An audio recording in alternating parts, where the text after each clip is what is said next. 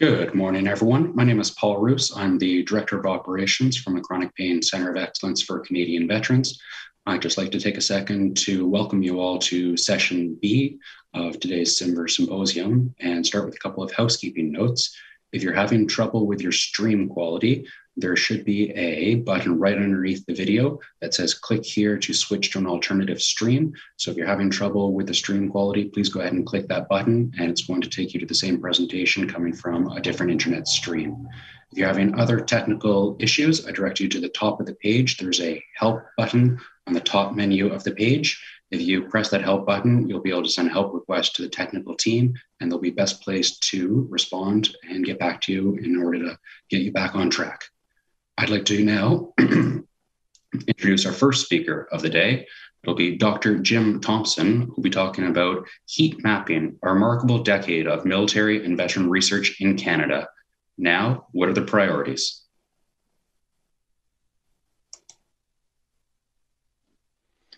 Good day, everyone. Thank you. I'm honored to be here today to speak to everybody about this very important issue around research in veterans and military members. This is our faculty that we have that I worked with on this presentation from CIMVHR. All four of us are with CIMVHR, and we have no commercial financial support. I did receive payment from CIMVHR as part of my contract as a medical consultant with them. So there is some potential for conflict of interest there, potentially, I guess. And in mitigating that potential bias, we did these three things. We used frameworks that were designed to categorize the presentations, and then two of us, myself and Diane Grohl, independently and then jointly categorized the presentations. The forum presentation abstracts are publicly available on the CIMVHR website, so anybody could reproduce this. And an initial publication has passed peer review and is now in press. These are the learning objectives that we are focusing this presentation on and the study itself. We wanted to describe the breadth and depth of research in Canadian military and veteran lives. We wanted to identify impactful research, and I'll talk about what impact means shortly. We wanted to establish evidence-based research priorities, and we wanted to facilitate effective mobilization of existing knowledge or explore what that means and how that might be done. In this presentation, we'll show you the results of our classifying the more than 1,500 research presentations presented at CIMVHR forums, nearly 200 papers in the Journal of Military, Veteran, and Family Health, 104 research contracts brokered by CAF, DND, and VAC by CIMVHR, and interviews with 35 experts. We ended up with heat maps that help us to identify areas that have been heavily researched versus areas that appear to be receiving a lot less attention. Our goal is to inform discussion about research priorities to better focus on research and knowledge mobilization that has ultimate impact for limited financial resources and the wealth of researcher capacity that has now been established in Canada since CIMVHR's founding a decade ago. The ultimate impact of research is measured in terms of, on the one hand, CAF having operationally fit personnel, and on the other hand, both serving members and veterans and their family members living well during and life after service, during and in after service. Interim impact, like getting grants and publications, for example, is important, but our eyes were really set on those ultimate impacts when we did this work. These are the four classification frameworks that we applied to all the presentations, papers, brokered studies, and expert interview themes. Rather than spend time on these frameworks now, I'll talk about them to some extent during the heat map presentation. But I want to emphasize that by well-being, we mean more than just mental health or psychological well-being or people's internal perceptions of how they're doing internally. We mean how a person or population is doing in all areas of life, using external as well as internal well-being measures from all disciplines, not just psychology or social science. This is the well-being concept that we used in this study. Note that in this view of well-being, first of all, health is a subordinate concept to well-being and means how the individual is functioning physically, mentally, socially, and spiritually, but not more than that. Second, health is just one of the well-being domains equivalent to the other six. And third, that cultural social environment domain, it's about the norms and values of the social worlds in which a person lives, but it's also about the regulatory climate, the state of governments around them, the policy, services, and economy of the culture around them and from which they draw resources. So our approach looked at all aspects of the well-being, not just health or a more limited concept of well-being. First, I'll show you what we found for the forum presentations. We built databases and Excel spreadsheets that can be analyzed in all kinds of ways. We only have time to show you a few of the findings from all this work. This is a heat map for the 2012 to 2019 forums, looking at well-being domains on the one hand down the rows and the columns of the phases of research cycle. We didn't have data for the first forums in 2010 and 2011, and owing to COVID, there was no forum in 2020. Gray means no presentations in that intersection of well-being domain and research phase. Red means 1 to 9 presentations, blue means 10 to 49, and green means 50 or more, arbitrary cutoffs we did just to demonstrate this.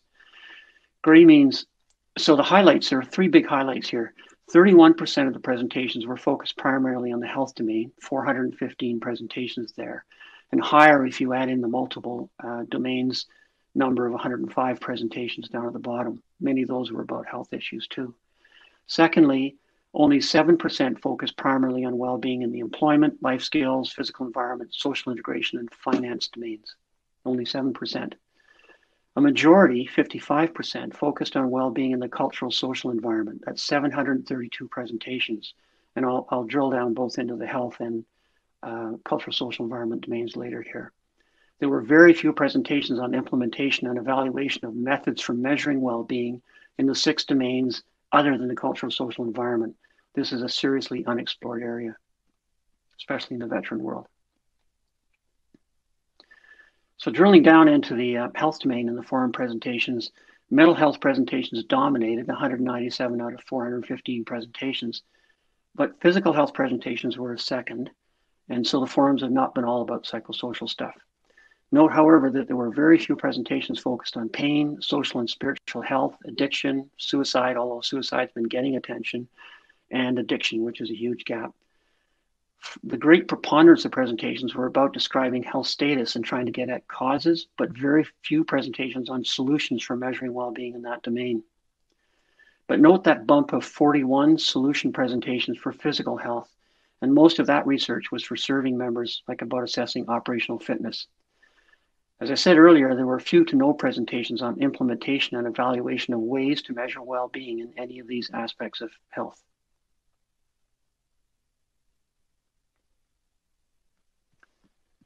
Drilling down into the cultural social environment domain, the great majority of these presentations were about healthcare interventions and services, not about other kinds of things that can be done in the cultural environment to support veterans.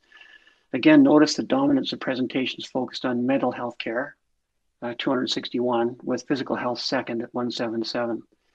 More than half, 447, were about describing or testing solutions to managing well-being, primarily in healthcare. But there were far fewer presentations on implementation of solutions and evaluation of implementations, the ultimate impact of these things. And that other category at the bottom accounted for a quarter of presentations that focused on this domain. Some were about services supporting well-being in domains other than health, and a number were about systems proposed for doing research and knowledge mobilization. That's that bottom category of 177. We also looked at research methodology and at life course stage methodology on the left. In the left-hand table, about half the studies use quantitative observational methodologies, but notice the wide variety of methodologies used by researchers who presented at CIMVHR's forums. In the right-hand table, a majority of the presentations focused on the serving stage of life, followed by the post-service or veteran stages. Transition to post-service life has, of course, been a major focus of research in Canada and elsewhere in the past decade. Note the relative preponderance of presentations for serving members. There were 604 there for serving members, plus 21 for serving civilian, plus 124 for serving and veteran. And there were 200 for veteran, 11 for veteran and civilian. There's a group there called adult, which is unclear. It was unclear to us when they were clearly talking about adults, but in those 176 presentations, it wasn't clear how many could be military. And there were even some non-human studies, viruses and so on. The number of studies of families and family members has steadily grown over the years at the forum presentations. A key aspect of supporting the well-being of members and veterans and maintaining an operational force is understanding what's happening with their families and how their families play roles in all of that. Now here's what we found looking at the journal's publications. The journal was founded in 2015, and it's rapidly become a major force in the few short years that it's been operating. It's even attracting international publishers now, authors now. This slide shows the journal papers published in 2015 to 2020. Again, there was a preponderance of papers on mental health and mental health care. So 31 and 17 in terms of well-being, in terms of mental and physical health, and 27 in terms of mental health care. But you can see these other papers that were published on different aspects of care. There were 26, I should say, in cultural, social, environment, other. These are things other than healthcare related. So they may have been related to employment or finances and helping veterans with those other domains of well-being. Many of them were about research itself and in terms of advancing research. There were very limited papers in other domains of well-being. No guarantee that research is going on in these domains and being published in other journals. And few papers on real-world implementation and evaluation of solutions that ultimate impact stuff. So there are big gaps in ultimate impact research, meaning what really makes a difference in people's lives, not just our clinics and our offices. More than half the journal papers were typical research papers, but nearly half were a variety of other paper types, demonstrating the journal's focus on knowledge mobilization using a wide variety of approaches. The great majority of papers focused on describing situations, what's going on, or trying to get at causes of situations or offering solutions, but not implementation and evaluation. Those studies remain sparse. Here's what we found looking at the 104 studies brokered by CIMVHR so far. This slide shows you the types of studies brokered by CIMVHR, mainly for CAF, D&D, or VAC. They were primarily for physical or mental health care or for physical or mental health. So physical or mental health are the 17 and 12, and physical or mental health care were the 28 and 21. Note, though, that studies looking at solutions for measuring well-being in the health domain were sparse, and solutions for physical or mental health care were a little more common, but still relatively sparse compared to, for example, just looking at solutions and describing what they were. Here's what we found analyzing the interviews of 35 experts in multiple disciplines during 2020. In 2020, Dr. Pedler interviewed 35 experts in Canadian research, government, industry, and veterans organizations to discover their perceptions of important areas of research for military members and veterans. This heat map shows counts of the numbers of mentions of themes for various combinations of well-being domains and research phases, cycle phases. Unlike the earlier heat maps of completed research, these experts put a lot more attention on the need for implementation and evaluation work, the ultimate impact phase. The focus was mainly on supports and services for healthcare, but that might have been to a great extent owing to the types of experts that were interviewed. Many were healthcare clinicians or focused on health issues. There were no interviews, for example, of economists, employment specialists, environmental scientists, or architects.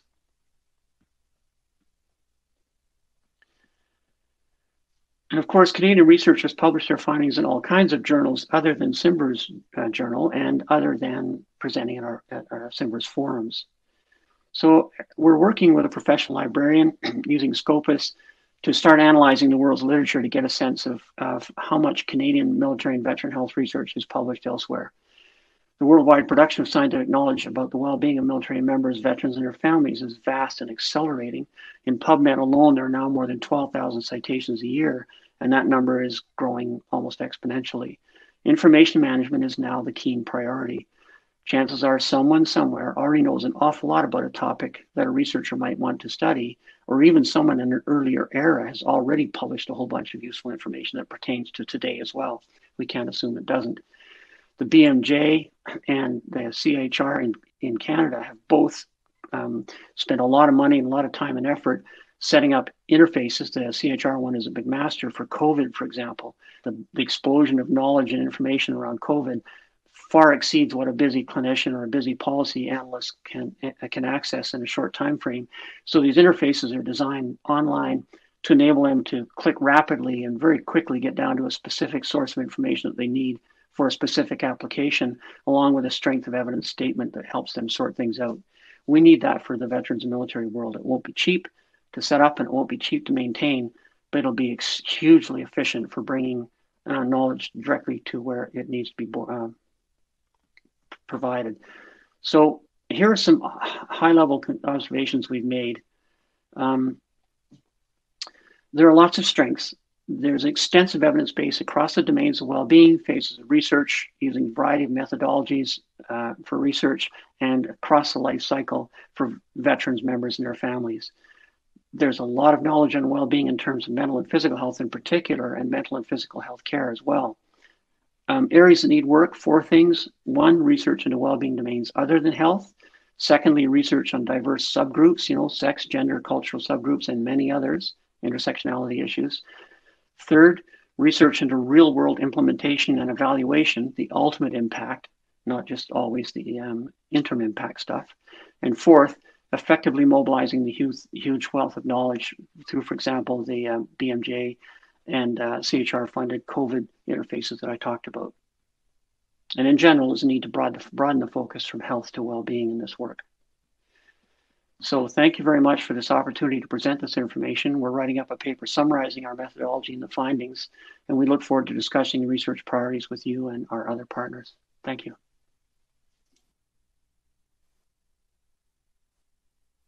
Thank you for that presentation, Jim. I've got a question on the mobilization of knowledge, or the knowledge translation. You described a large amount of research, and I was wondering if you could talk a little bit more about how that existing research could be mobilized.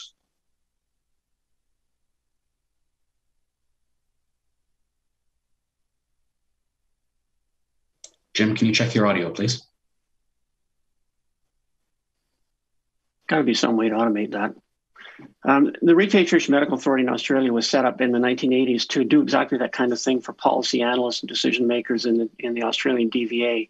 Their job, what they did is they hired master's and PhD level researchers who would grind evidence for specific questions around specific conditions in specific eras and how that would have related to military service of different types. And then they post that information online and it becomes binding then on the DVA or on decision making. But it means that an analyst or decision maker can go to that knowledge base and instantly zero in on a specific condition, on a specific veteran's era, and then bring up the best research knowledge that's been synthesized by that team. So we need things like that, not just for decision making around disability benefits, but for every aspect of supporting veterans. Examples I talked about in the presentation were the CIHR funded interface for COVID, for example. So there's one neat web page where a person can click on that interface, and very quickly a clinician or a policy analyst or a patient themselves, a person, can drill down very quickly to some aspect of COVID treatment that relates specifically to their lives in a few mouse clicks, instead of having to try and find and read literature. So we need a system like that somehow developed. It won't be cheap.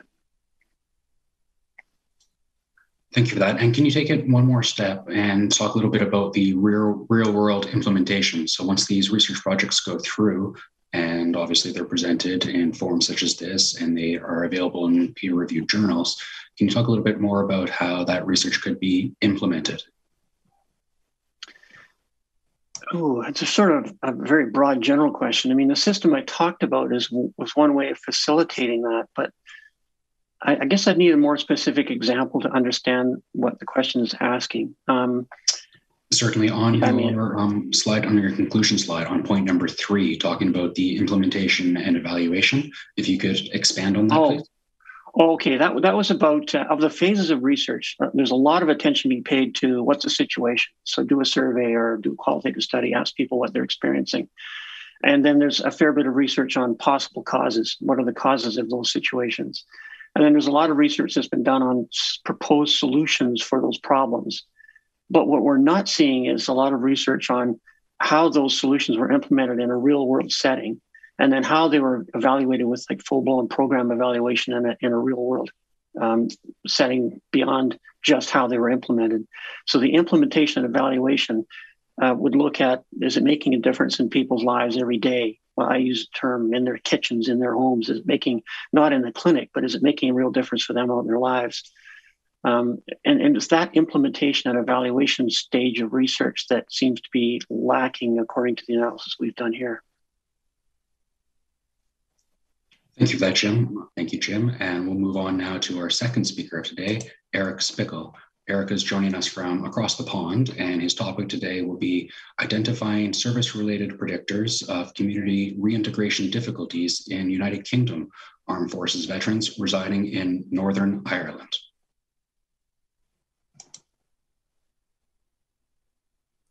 Hello. So I'm Dr. Eric Spickle from the Stress, Trauma, and Related Conditions Research Lab at Queen's University Belfast. I don't have any relations with commercial interests in the form of grants, research support, no membership in speaker bureaus or any honoraria, and I have not taken any consulting fees. Next slide, please.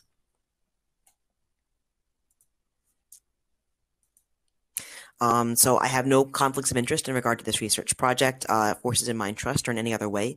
This program has received financial support from Forces in Mind Trust in the form of a grant for the Commission Project, Northern Ireland Veterans Health and Wellbeing Study, the NIVHWS, which you will see referred to later on in the presentation. Next slide, please. Okay, so I feel that mitigating potential bias in research is of paramount importance, but as an early career researcher, I don't have any relationships with commercial interests concerning this research or otherwise. I have no conflicts of interest in conducting, publishing, or presenting this research. Next slide, please. Okay, so I want to discuss a bit of the learning objectives for this presentation. So at the conclusion of this presentation, attendees will be able to define the community reintegration process, understand the importance of reintegration and the hazards of reintegration difficulties, be aware of the unique community reintegration barriers specific to Northern Ireland, describe service-based predictors of community reintegration difficulties specific to this population, to reflect upon the need for additional research on this population, and basically to understand the need for support to assist Northern Irish veterans with community reintegration. Next slide, please. Okay, so this presentation is based on the work identifying service-related predictors of community reintegration difficulties in UK Armed Forces veterans residing in Northern Ireland. That's currently in revisions at this time. As an overview, we'll start by discussing what community reintegration is, the differences in the context of Northern Ireland, and then look at how the research in this study was conducted. We'll then examine the results of the analysis that were performed, what the findings indicate, how they contribute to veteran support, and the next steps for further research and how we would hope that this would be implemented. So next slide, please. Thank you. So in basics, community reintegration is the transitional process of readjusting to civilian life. Now, in an ideal reintegration, a service member can easily step back into their roles in the community. For most veterans, this is a smooth process, but a minority do experience difficulties which can affect them in a variety of ways, from problems with relationships to employment and oftentimes social isolation. So veterans experiencing these difficulties have shown reduced social functioning, relationship problems, psychological distress, alcohol, substance misuse, and other issues. These problems are cross-cultural. They are not dependent on any specific nation's military or any specific conflict.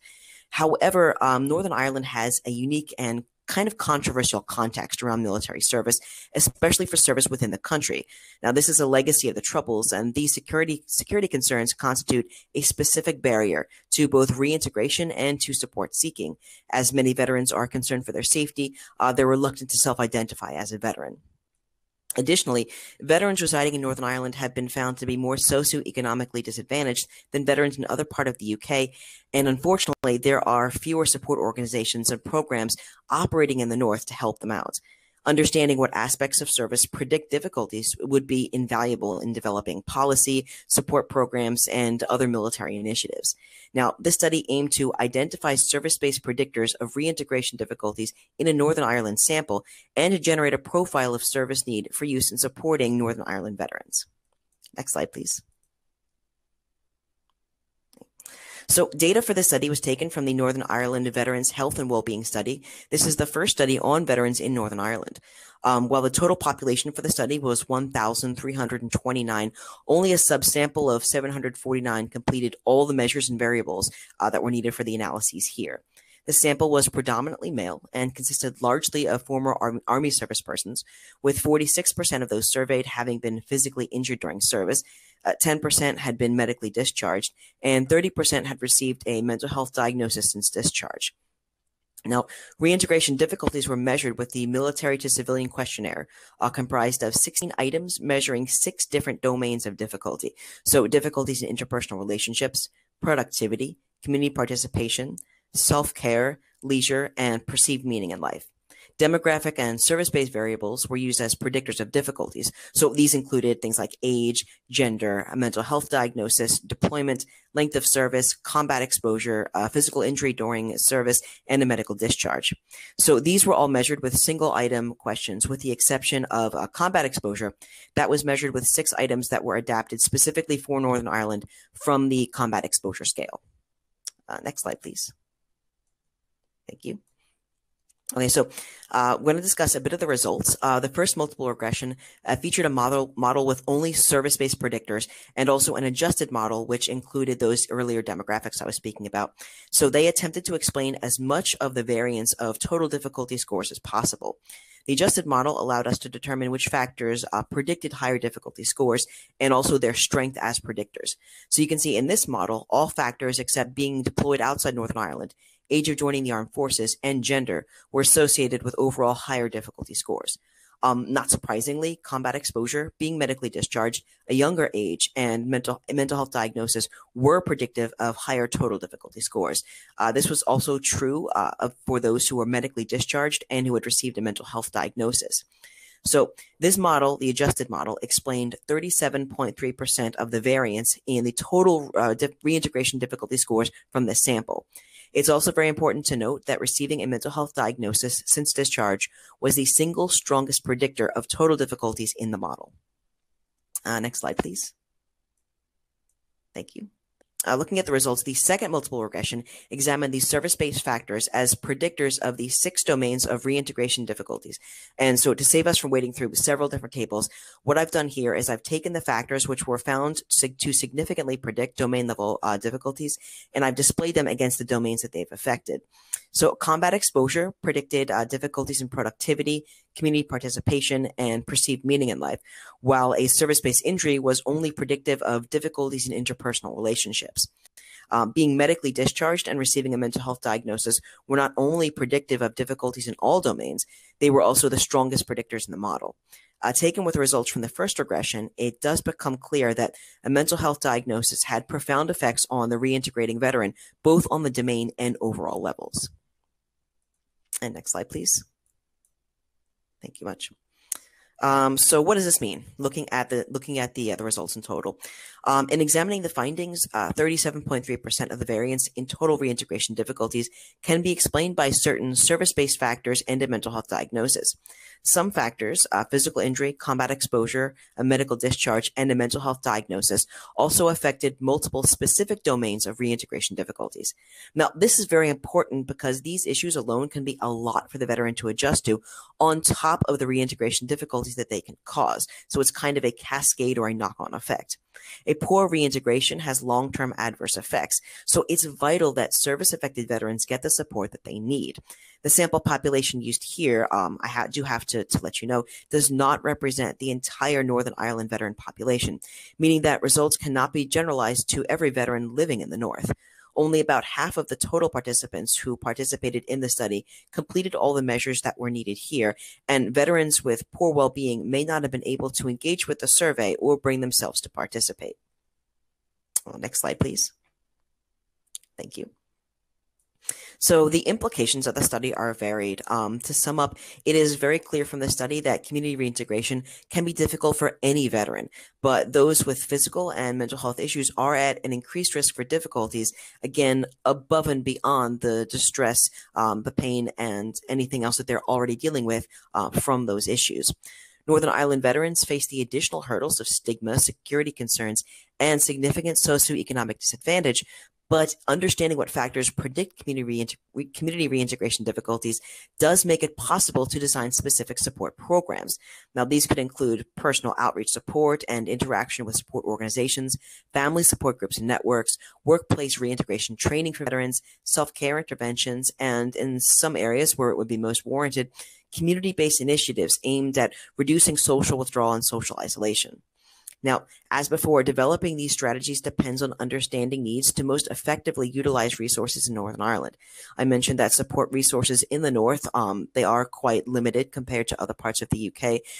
In England, for example, there are over 100 organizations that deal specifically with veterans and veteran support issues. In Northern Ireland, there's only 19. So research like this and future research using this as a springboard would really help to put evidence in the right hands of policymakers to be able to action change. So ultimately, when the soldier's job ends, the veteran's life begins. And with those who served deserving all the care and support that they need for a successful return to civilian life. And we're hoping that research like this and future research, again, using this as a springboard, will be able to make that a possibility. Next slide, please. So these are the references used to produce this paper. They are also available upon request. I thank you for your time and attention today for listening to this presentation, and I'm open to whatever questions that you might have. Thank you for that presentation, Eric. The transition out of the military can be difficult and tumultuous. And one of the interesting points in your presentation was talking about making change. And before you can make change, you need to better understand the problem. I was wondering if you can talk a little bit more about why there hasn't been any previous research into community reintegration in Northern Ireland. Oh, certainly. A lot of it hinges on the fact that there has been to date very little research on the military community in Northern Ireland at all. This study was the first kind of big whole census study that was able to be conducted. A lot of previous studies were conducted with help-seeking populations, or very small clinical populations. But because of the kind of controversial nature of military service in the North, it does remain very much a stigmatized profession. A lot of people would be very unwilling to self-disclose that they were a veteran, even under the confines of ethical research. You know, this is just a survey link. No one's going to find out about this. It's not going to be in the paper or anything. Some people would still be quite reticent to engage. And so what the research that we're trying to do, especially out of Queen's University Belfast, King's College London, and the Stark Lab, is to kind of build trust with that community, so we can present those needs to policymakers. So we can say, look, this is a map of needs. This is a map of the issues that we're having in the North. We need boots on the ground. We need money. We need policy, and hopefully try to action change through research. And you said there's significantly more support organizations in the UK, but not in Northern Ireland. Is that for the same reason, or are there other reasons that you found? Yes, exactly.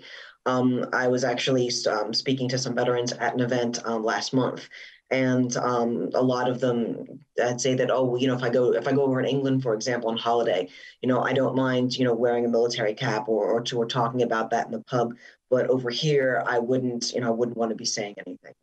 And it's very, very hard to reach out to people who can't or won't self-disclose. And that also does make it difficult with the limited resources for people who do have help-seeking behavior, or even veterans who just want to reach out for social contact to other veterans.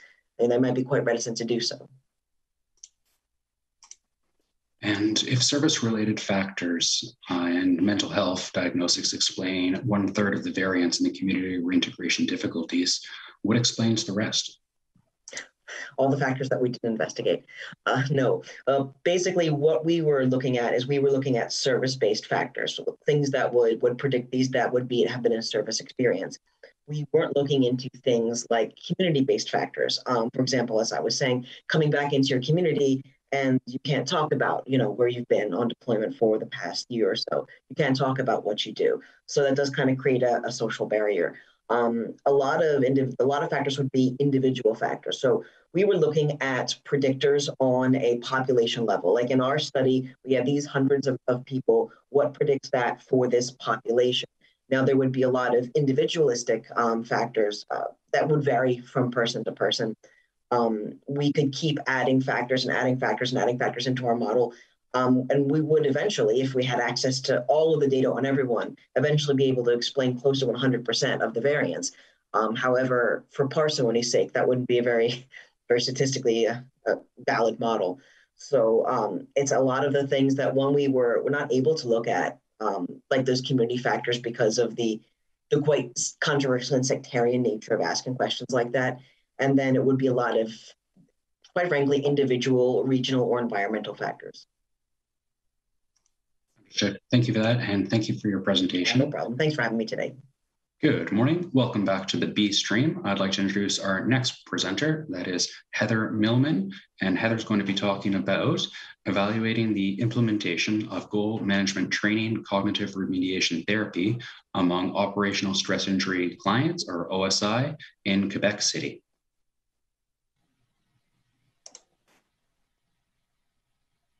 Hi, everyone. Today, I'm going to present the preliminary results of our evaluation of the implementation of goal management training, cognitive remediation therapy among clients of the Occupational Stress Injury Clinic in Quebec City. My name is Heather Millman, and I'm a clinical research co-lead in the Trauma and Recovery Lab in McMaster University's Department of Psychiatry and Behavioral Neuroscience. I'd also like to acknowledge the project team, including Dr. Claude Vincent, Dr. Kim Ritchie, Dr. Ruth Lanius, and our principal investigator, Dr. Margaret McKinnon. This project is funded by the Cowan Foundation, Military Casualty Support Foundation, and RBJ Schlegel. We've also received in-kind support from the Homewood Research Institute. The research team has no conflicts of interest to disclose. In order to mitigate potential bias, Dr. Claude Vincent has generously donated her time and expertise to this project. Additionally, our relationship with our funders is solely as the recipients of research grants. Before I get started, I just want to take a moment to acknowledge that the Homewood Research Institute resides on the traditional territory of the Mississaugas of the Credit First Nation of the Anishinaabe peoples. McMaster University is located on the traditional territories of the Mississauga and the Haudenosaunee nations, and within the lands protected by the Dish with One Spoon Wampum Agreement. We have 3 learning objectives for today. They include gaining an introduction to the role of GMT as a treatment modality in the Quebec City OSI Clinic, learning about how online GMT therapy has impacted on cognitive deficits and PTSD symptoms among veteran and RCMP clients, and to discover key learnings and recommendations regarding the future potential of offering online GMT therapy to OSI clients across Canada. And these are the references that I used to complete this presentation.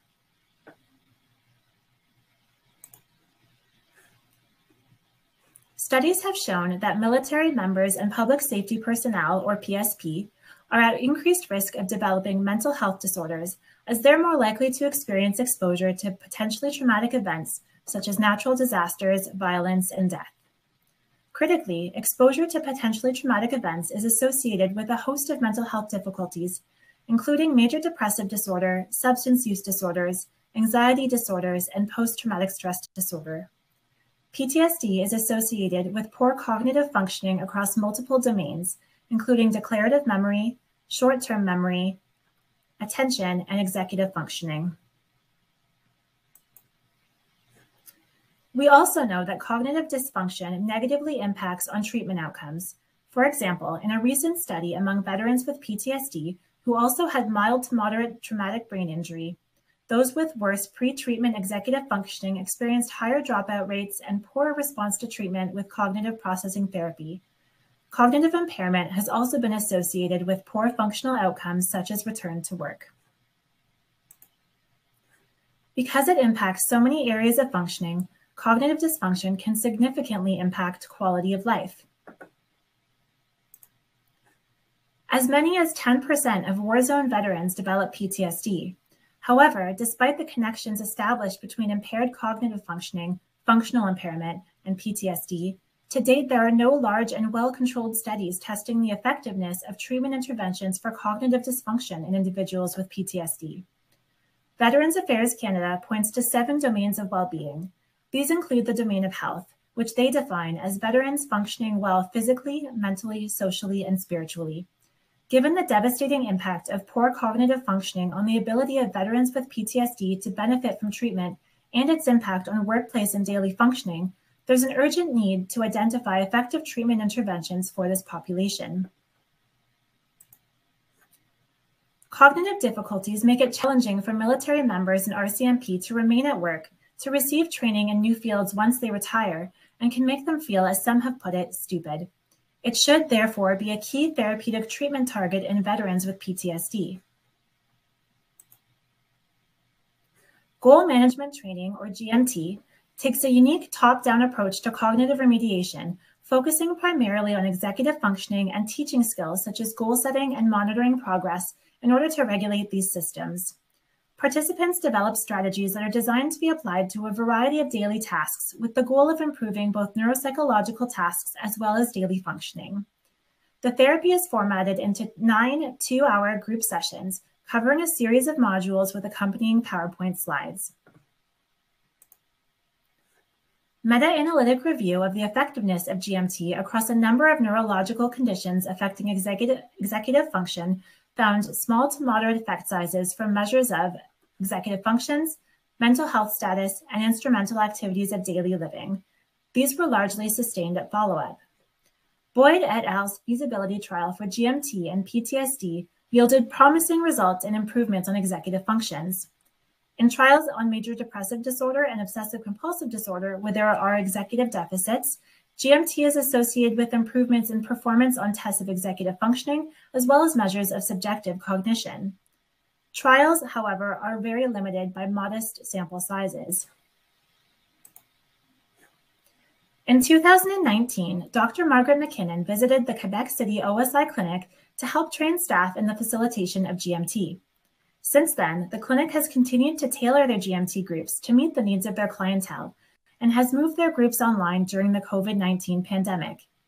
In order to make groups especially relevant to their clients and to effectively facilitate the groups online, clinic staff have made a number of adaptations to the GMT groups.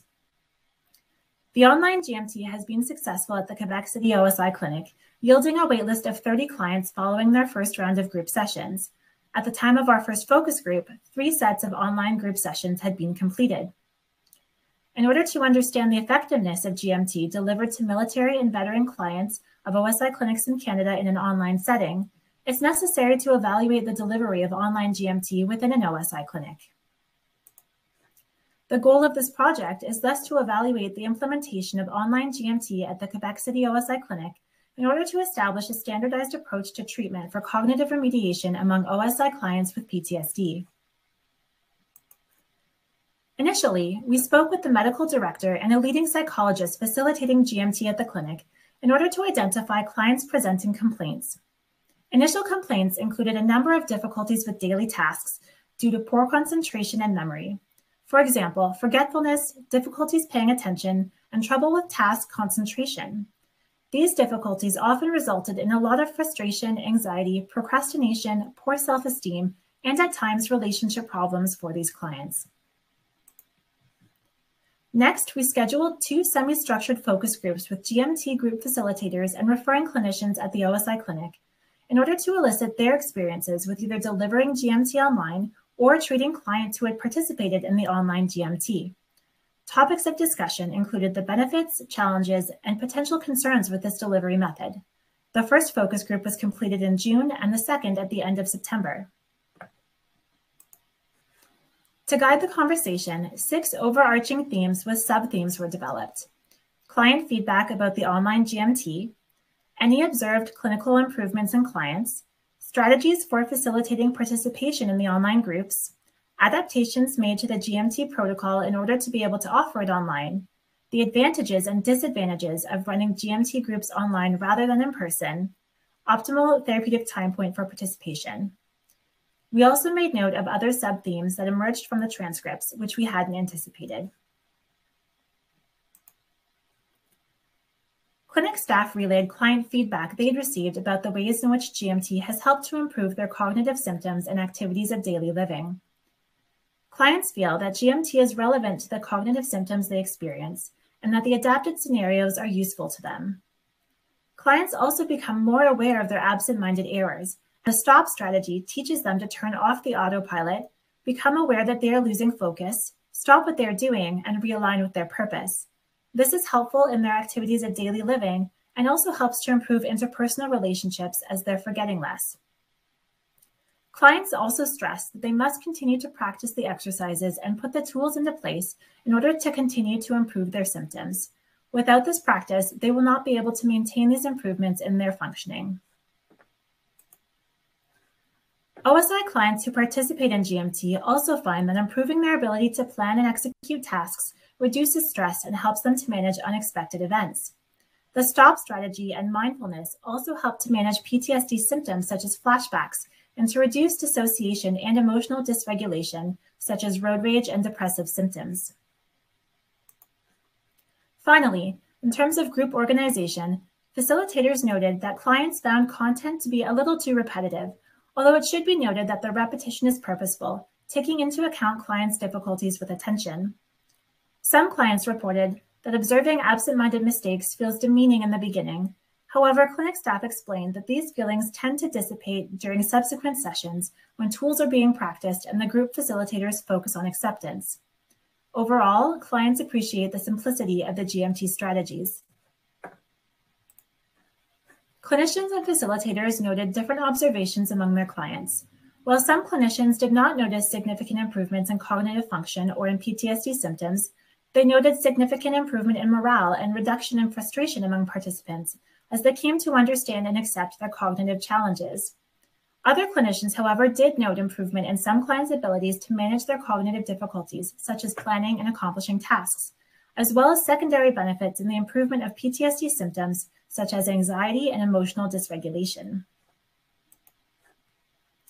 Clinicians agreed that while improvement in cognition and PTSD symptoms varies among clients, most clients exhibit a significant improvement in overall attitude, motivation, and self-esteem.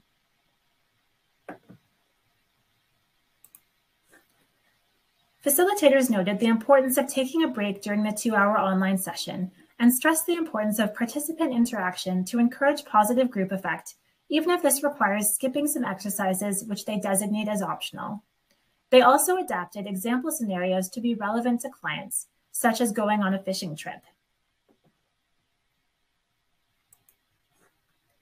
Clinic staff had several suggestions for minor adaptations that can be made to improve the online delivery of future GMT groups. These included a possible booster session to help remind participants to use the strategies, adjusting some explanations of concepts to put more emphasis on observing the context of absent-minded errors rather than the consequences, modifying the GMT PowerPoint to better fit an online model, and adding an optional additional module to focus on memory capacity. Staff noted a number of advantages to offering GMT groups online, including high participation rates and almost no dropouts. They felt this is likely due to the greater comfort of participating at home and the elimination of distance and travel time, which leads to greater ease of scheduling.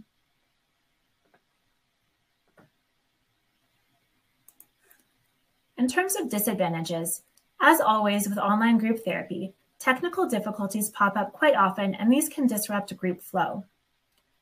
Clinicians also felt it's more difficult for participants to connect with each other and maintain those connections outside of the group. Finally, it can be more distracting for clients to participate online as their home is not a controlled environment, and it can be easier to become distracted from the group. When this occurs, group facilitators must draw them back into the group.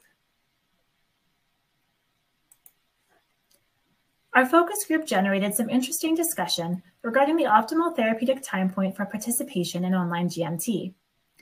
Through our group discussion, several referring clinicians voiced that they'd come to realize that GMT could be helpful to their clients at any stage of treatment. Moving forward, they suggested that they may refer clients to GMT regardless of what other treatment modalities they may or may not have tried thus far. In fact, focus group participants suggested that as part of a treatment package, GMT may be seen as less threatening to clients as it focuses on cognitive symptoms rather than trauma, and therefore it could benefit clients who are earlier in their PTSD treatment. Clinic staff listed very few contraindications to GMT participation.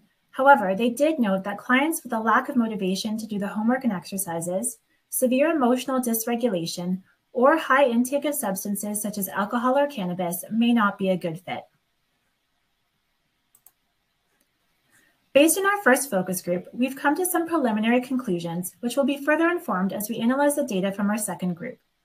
These include that OSI clinics should consider offering GMT group therapy as part of a treatment package for clients seeking treatment for PTSD with cognitive dysfunction.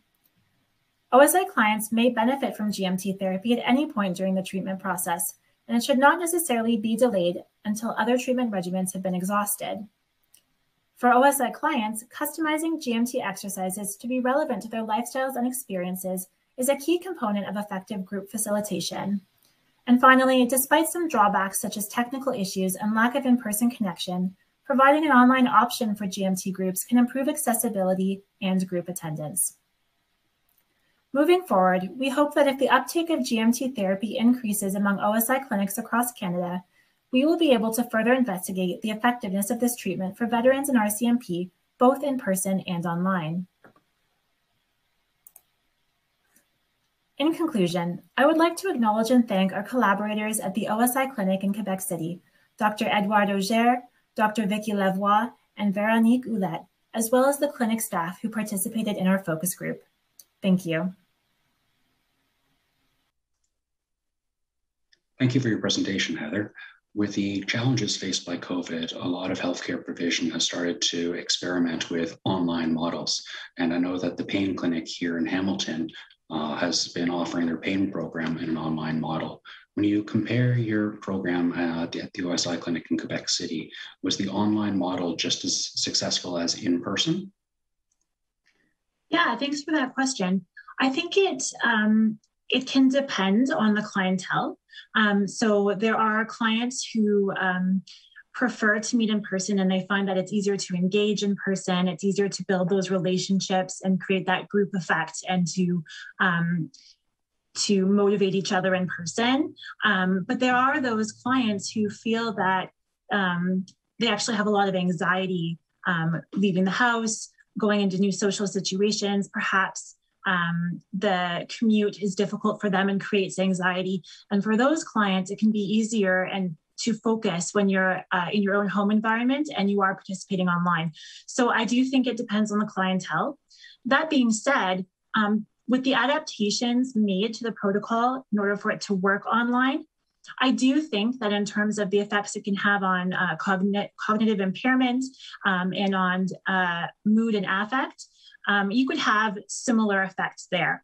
Now, this particular study did not measure the effects cognitively with the clients themselves. However, I do work with a research team that is measuring the psychometrics of clients who participate in GMT online. And then we'll have some comparable data to look at, is it as effective as it will be, as it was in person when we were doing these groups in person. So I think for, future results and future research, that's a really important area to study. Thank you for that. If some of the adaptations made to the program are tailored to the group members, would GMT be beneficial for veterans in community healthcare settings, that is outside of the OSI clinics? I think so. Not everyone will access an OSI clinic. You might have veterans or public safety personnel who are accessing GMT in other settings. I do think that in those other settings, it's possible to adapt the scenarios or the examples and the tools used to the clientele. But that being said, we do find that public safety personnel and veterans have unique needs in terms of their treatment and unique experiences. And it is important to tailor the therapy to their experiences specifically. So I would maybe suggest that based on our findings so far, that public safety personnel and military would be in a group on their own and not necessarily mixed with civilians so that it can be better tailored to their needs. And again, some more research on the topic and the groups will give us better insight into that as well. Thank you. And one final question. How many clients have participated in the online GMT at the clinic? So far, the Quebec City OSI Clinic has run 3 online groups, and they tend to have about 6 to 8 participants in each online group. I believe they're planning to launch a 4th online group later on this fall. Thank you for that, Heather. I'd like to take the chance to thank you again for your presentation. And I'd like to introduce Catherine Maurer, who will be talking about Seeking a Secure Base, an exploration of relationship security across the lifespan with veterans experiencing homelessness.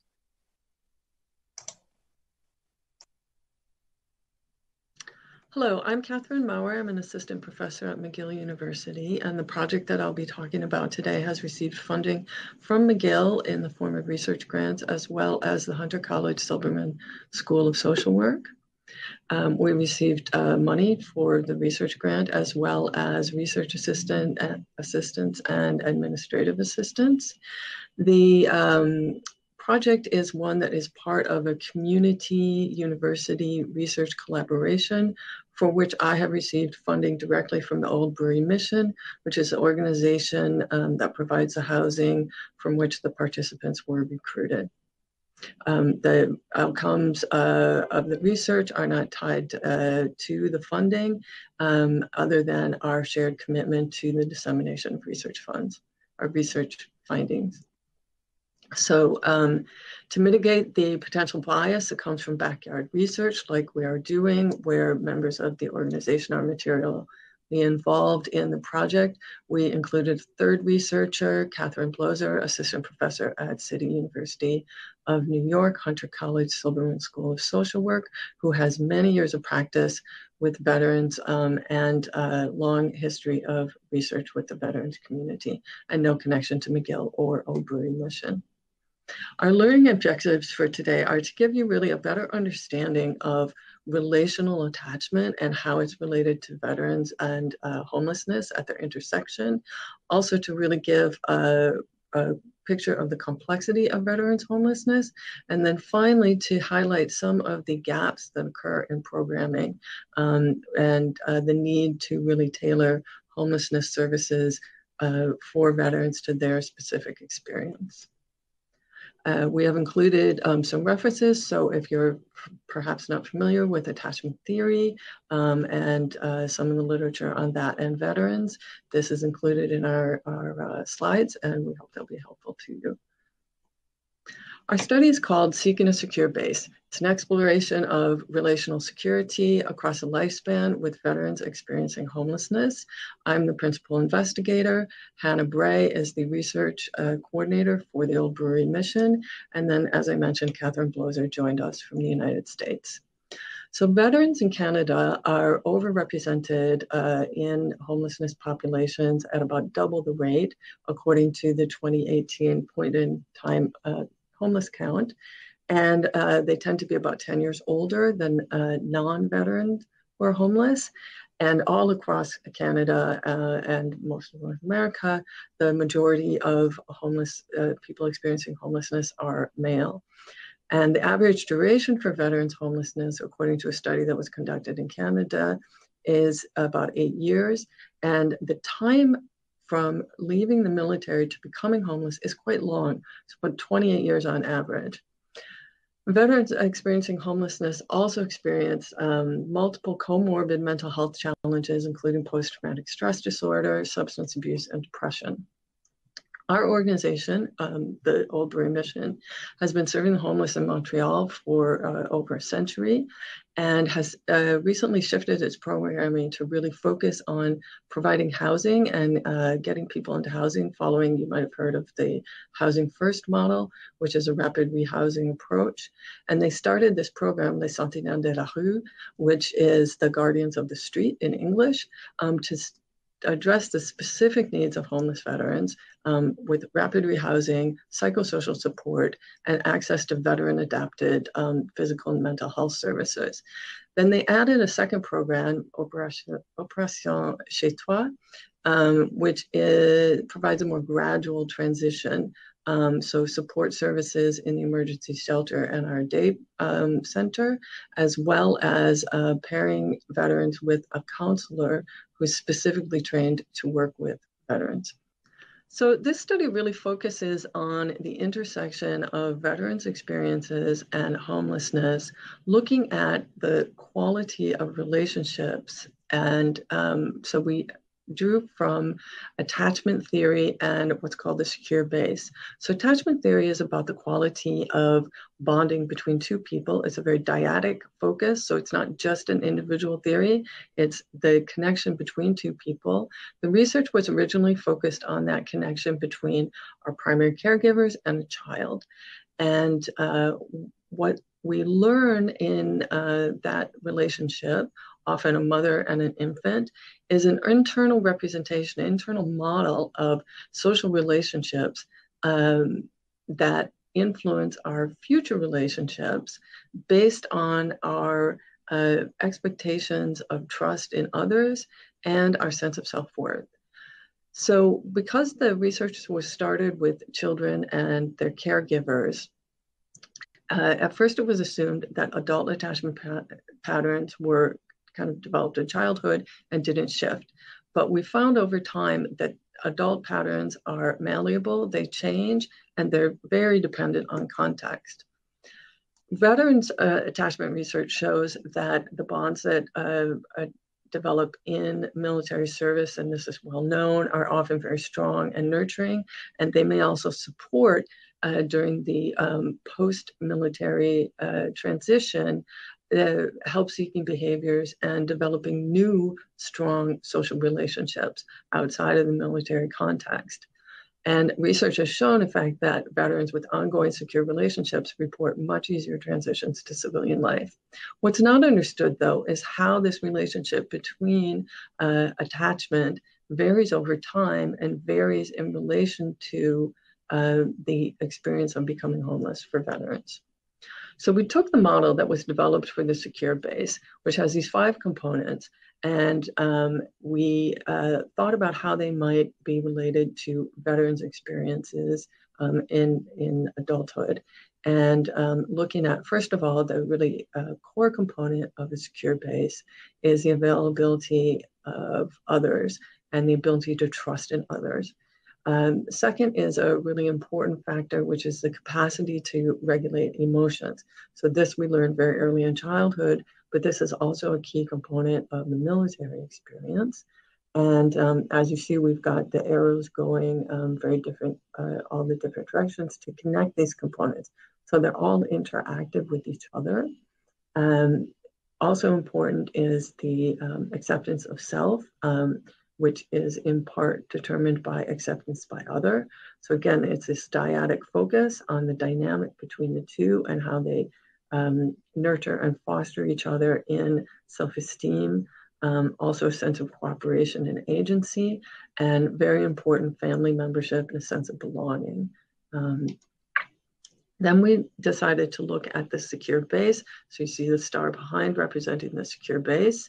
And from there, how it is that in 3 domains, institutions, peers, and family, so the relationships in those domains varied across time. We started with early life, transition to military, transition to civilian life, post-military life, transition to homelessness, and then into our program, the Sentinelle de la Rue. The interview protocols weren't structured that way. We actually started with the transition post-military life, and then came back to early life in the second part of the interview, but focusing on these 3 domains because these relationships are so fundamental to the transition across the life cycle and the variation. So we wanted to look at, again, this longitudinal relationship of attachment and how it might influence veterans' engagement in housing programs and their ability to stay housed. Our study had ethics approval from McGill University. We conducted 2 one-hour semi-structured qualitative interviews based, again, on the secure base attachment framework, which I just showed you. Participants were paid in cash. The interviews were recorded with consent, with one exception who we just kept notes on, and were transcribed verbatim in French and English, though most were in French. and we coded them thematically and in vivo.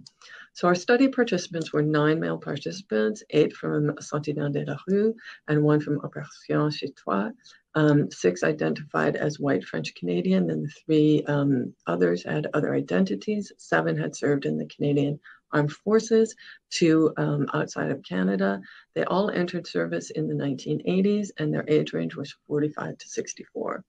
So all of the participants reported complex early family dynamics, and many had been involved in out-of-home care. So one participant explained that, in fact, it was through out-of-home care that they came into the military because their parents had thought that the kids in the family would benefit from being in the military. So they all went, except for one sibling. Many participants reported challenging military experiences, some of which were combat related and others of which were institutional. So as one participant said, most have such a pain from the military that they don't want to talk about it anymore. And our study was really focused on their relationships, not the experiences. We started out asking participants how they sought help. And the first participant said, a soldier never asked for help. So we actually redesigned our interview protocol to talk about who was involved in their transitions. And we found, particularly in the post-military part, that many of the events that led to them becoming homeless were relational ruptures. And quite a few of them in romantic relationships. And here we see a participant who got into conflict with their partner and rather than getting further into conflict, left their condo, and that's how they became homeless. There was also a number of reports of veterans feeling that they were not worthy of support. So as this person said, because they were in the reserves, they didn't even think they fit the criteria to receive the financial support that can help to keep veterans in housing. Another participant reported that even though they valued their training in the forces, when they came out, they found that their training didn't transfer to the same level employment experience. And so that was really a challenge to their transition to civilian life. As is well known in the literature, the bonds that veterans form with each other are extremely strong and special, and are something that is an experience, as this participant shared, that it's a connection that you don't share with people who haven't had that experience. Even if you wanted to, you couldn't share it.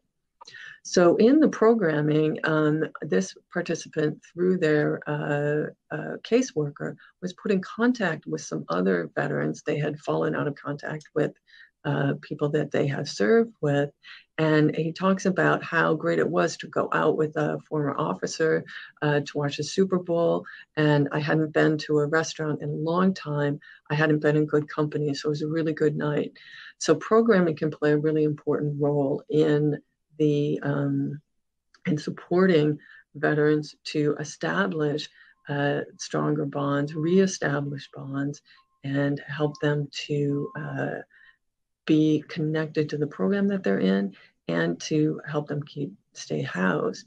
What we found in our findings was that the difficulties in transition to civilian life were experienced by some, but not all. So it isn't just that transition phase that's problematic. Right? And that's what's very interesting about this gap in the time span of veterans becoming homeless, on average 28 years after leaving the military. So what we saw was that in their narratives, there was this gradual loss of support, a gradual deterioration of the strength of their attachment bonds across all domains of their family, their peers, and with institutions. And the other feature that was really interesting was that childhood adversity and military experiences really inspired them to be helpers of others, both professionally and personally in civilian life. And that was a very important role for all of them.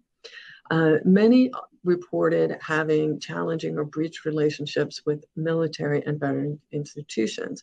So this, you may be familiar with the research on institutional betrayal. We have some references on it, if not. And this is a kind of experience that really that challenges the trust that participants have in the institutions, so they don't seek help from the institutions that actually have services and resources to help them as veterans. The significance and implications of our study, so adult attachment very clearly varies over time and is highly context dependent. So we saw that variation throughout the narratives. The transitions in the life cycle are important, but what we really saw was most important was the further out they got from the structure of the military, the more relational bonds weakened, and particularly for the people who were not engaged with the institutions. And challenging discharge experiences also had a long-reaching effect on relational security, and they may take time to manifest. It wasn't necessarily an immediate effect. Successful transition out of active service and out of homelessness depends on a longitudinal perspective of building and maintaining secure relational bonding, attachment. So relational security, both with staff and other veterans, was really helpful in preventing homelessness and in keeping veterans housed. Early intervention, support, and outreach, along with relationship structure, strengthening support programming for at-risk veterans is essential. Future research should focus on the trajectory of attachment security across the lifespan in order to inform policy and research to seek to understand the complexity of veteran social networks and focus on integrating these into prevention of veterans' homelessness. Thank you. And I'm going to introduce Jason Bussa, who's going to talk about medical cannabis for chronic pain, a clinical practice guideline. Over to you, Jason. Hello, I'll be speaking today about the role of medical cannabis in the management of chronic non-cancer pain. In terms of my disclosures, I have no industry relations to declare. The work has all been funded by governmental agencies. In terms of learning objectives, we're going to explore the added value of presenting treatment effects as risk differences above simply as mean differences. Going to talk about the difference between a weak and a strong guideline recommendation, and about the role of patient values and preferences in making guideline recommendations. To begin, and in way of background, cannabis is commonly and increasingly used by veterans who live with chronic pain. In fact, in 2019, there was reimbursement of $75 million for veterans. That went up to $100 million in 2020.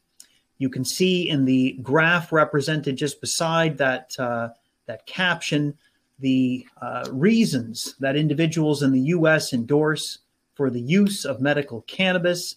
There were 800,000 Americans, in fact, over that number, that were medical cannabis license holders in 2017, and approximately 2/3 of them endorsed chronic pain for their use of medicinal cannabis. However, whether or not this high rate of use represents evidence-based practice remains uncertain.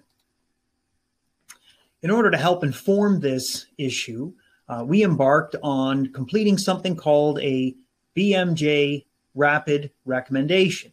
So this is a project done in conjunction with the British Medical Journal. And the reason behind these rapid recommendations is as follows. It often takes decades before what we understand from research makes it into clinical practice. And part of that delay is the fact that guidelines typically take years to produce. With this rapid recommendation process, that process is expedited considerably, and we aim to have a clinical practice guideline developed easily within a year. And that includes all of the evidence syntheses that we have to undertake to support those recommendations. Now, we use the GRADE approach for producing these clinical practice guidelines. And with the GRADE approach, you can make recommendations that are either strong or weak. And the differences are illustrated on this slide. So a strong recommendation means we have a clear difference between the benefits and the harms. Either the benefits clearly outweigh the harms, in which case you would make a strong recommendation in favor, or the harms strongly outweigh the benefits, in which case you would make a strong recommendation against the therapy. you have high confidence in the evidence that's informing the benefits and harms, and you understand from working with patient partners that given this information, essentially all patients that were so informed would make the same choice. Now, a weak recommendation typically means that we either have a very close balance between benefits and harms, or we might have very low certainty in the evidence. So we're not so confident that we really understand the true benefits or harms. And given this information, our understanding would be that if different patients were provided with these details, that they would make different decisions. So a strong recommendation is largely one size fits all, and a weak recommendation is essentially a mandate for shared decision-making with patients to ensure that they make decisions consistent with their particular values and preferences. Now, our clinical question was, in adult and adolescent patients living with cancer or non-cancer chronic pain, should we recommend a trial of medical cannabis versus continued care without medical cannabis? And again, we could make a strong recommendation against, a weak against, a weak in favor, or a strong in favor. So we took the perspective of patients for doing this clinical practice guidelines. We had a 21-member guideline panel who voted on our recommendation, and they included clinical experts, methodologists, and 3 patient partners living with chronic pain, including 1 veteran. 1 individual was using cannabis successfully, 1 had tried it but found it didn't help them, and the 3rd patient partner had never tried medical cannabis. And that was intentional. We wanted a range of perspectives. So to begin the process, we conducted a systematic review on values and preferences. We did this because evidence alone is not enough to make a clinical practice recommendation. We need to understand how much benefit patients would consider to be important and how much harms they would be willing to trade off to acquire those benefits. So we took a look at all the literature that explored values and preferences of individuals who live with chronic pain or their caregivers on the issue of medicinal cannabis. And we found a number of studies that helped inform these issues. We found moderate to high certainty evidence that individuals that were using cannabis therapeutically had a preference for either balanced products, meaning sort of roughly equal ratios of THC and CBD, or high CBD products, and they did not prefer high THC products. We found that their use of cannabis was influenced by both positive social reinforcement, support from families and friends, and also negative social consequences, stigma around cannabis use, disapproval from healthcare providers. And we also found that concerns about use of medicinal cannabis included side effects like addiction, tolerance, losing control, or acting strangely.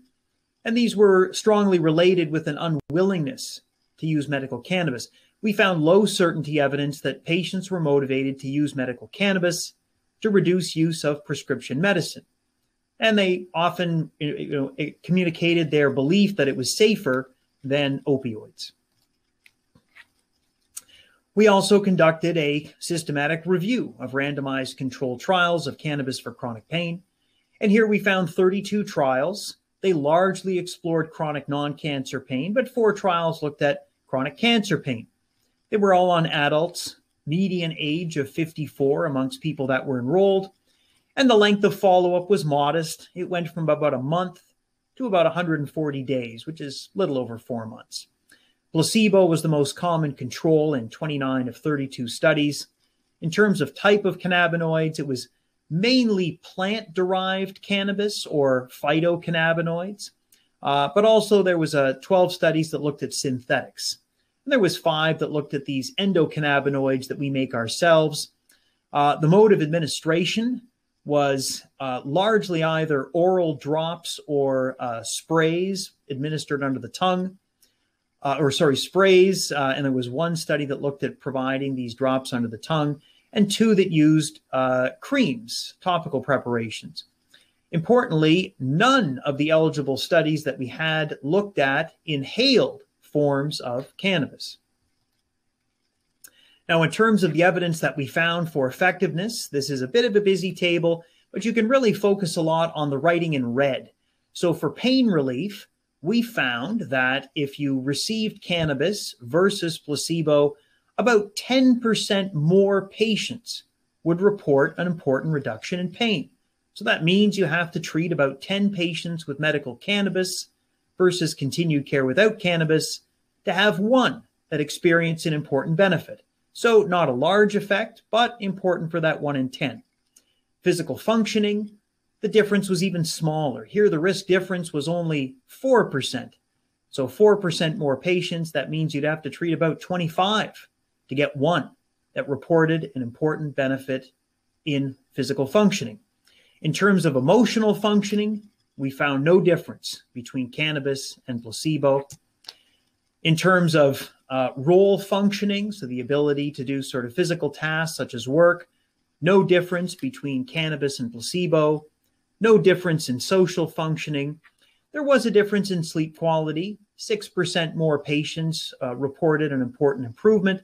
So again, it's a small benefit, but it is significant for a minority of patients. And we also looked at the ability of using cannabis to help patients reduce their use of opioids. And this was interesting. The randomized control trial data said there was no effect in terms of providing cannabis on reducing opioid use. However, these trials had a very important critical limitation, and that was in all the trials where they reported on dose of opioids, they instructed patients not to decrease their use of opioids while they were in the trial. So we had very little confidence in these data. We then looked at observational studies. We found 8 observational studies that looked at this issue. And in those studies, patients did report a significant reduction in use of opioids once they were given access to medical cannabis, an average of 20 milligrams morphine equivalent per day. Again, we have low confidence in that evidence because it's observational. And at the end of the day, we're not sure if providing access to medical cannabis can help patients reduce their use of opioids. Maybe it can, maybe it can't.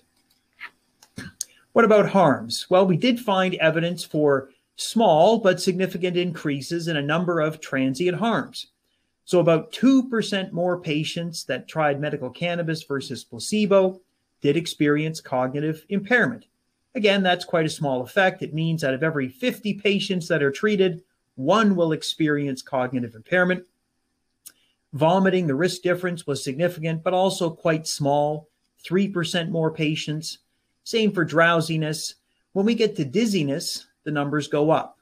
Short-term effects, 8% more patients will experience dizziness. But the longer you remain on cannabis, and in particular, if you're using for 3 months or longer, then this tends to be an effect that at least 1 in 3 patients will report noticing at some point. If we look at impaired attention, again, significant but small differences. 3% more patients will experience this, and same with diarrhea and nausea. We have statistically significant but small increases in those risks. What about more serious adverse events? Well, we looked at observational studies to sort of acquire these estimates. And when we looked at things like the evidence for developing dependence on cannabis, road traffic injuries, falls, suicide, or suicidal thoughts, we simply didn't have good evidence to inform what the true risk might be. So we have very, very low certainty, and we're really not sure in terms of using medical cannabis if there is an increase in any of these risk factors. We know from evidence looking at recreational cannabis, more evidence, but we're not interested in recreational use. We're interested in therapeutic use. So at the end of the day, what we ended up having was a pretty close balance. We do see that there's small improvements for a minority of patients in pain relief, in physical functioning, and in sleep quality. But there's also a small but significant increase in a number of largely transient harms, a small risk of increased cognitive impairment or sedation, a little bit larger risk in terms of dizziness. So we have a very close trade-off between our benefits and our harms. We also knew from our values and preferences work and feedback on our patient partners that it was highly likely that different patients given this information would make different decisions, but our patient partners and our values and preferences review led our panel to conclude that the majority of patients with living with chronic pain that had not found sufficient relief without cannabis might be interested in pursuing a trial. And so that's the recommendation we made, a weak recommendation in favor of offering a trial of cannabis, non-inhaled, because remember, we have no evidence from our trials on inhaled cannabis. So a weak recommendation to offer a trial of non-inhaled medical cannabis to people living with chronic pain if they have not found sufficient relief with their standard care. So again, a weak recommendation means that individual patients will make different decisions, and it's appropriate to engage them in shared decision-making so that individuals can then make that choice in a manner that's consistent with their context and their values and preferences. And we have published the papers underlying these evidence syntheses quite recently. You can find 2 of them in the British Medical Journal and 2 others in BMJ Open, and I've provided the references here. And thanks so much for attending this talk. Thank you for that presentation, Jason. At the beginning of the presentation, you said it was a patient-centered study. Can you elaborate on what the definition of a patient-centered study is, please, and how it might differ from the way other studies are conducted? Yes, so great question. When we do our work on guidelines and even with systematic reviews looking at the evidence, we engage patient partners as part of the study team. So they're active members. And what they ensure is that the outcomes we look at are the ones that patients are likely to care about. And they help us to determine whether the effects on benefits and harms are large enough to be important. So we know from other studies that have been done, it's very difficult to get that information right unless you ask patients directly. And so for that reason, we engage with patient partners for these kinds of studies to ensure that we do consider that context and that information in terms of framing the relevance and the importance of our findings. Thank you for that. And I guess the study is really a review of existing evidence. Is it correct that no clinical trials have been done of cannabis, and that makes it a little bit harder to comb through the evidence to find, I guess, results that might have a stronger effect? Yeah, that's exactly correct. We did look at existing evidence that's out there. And in terms of inhaled cannabis, which is often used for management of chronic pain, we did not find any clinical trials, unfortunately, that met our eligibility criteria. And so we did not set out to exclude inhaled cannabis from our guideline. We were very interested to find that evidence, but unfortunately, there is very, very little out there. And so because of that limitation for this guideline, we were unable to make a recommendation specific to inhaled cannabis. The reason we think it might be different is if you're inhaling a product, there is the potential of taking on additional harms, harms of inhaling particulate matter and toxins.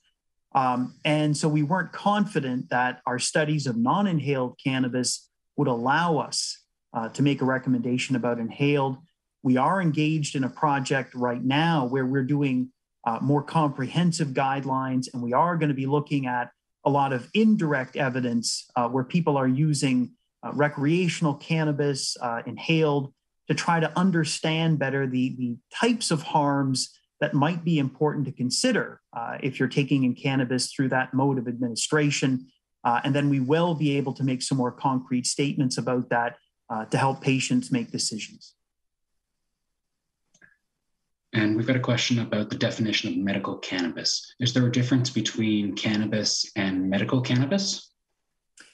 Well, it's interesting. So in Canada, medical cannabis has been legal for certain indications since 2001.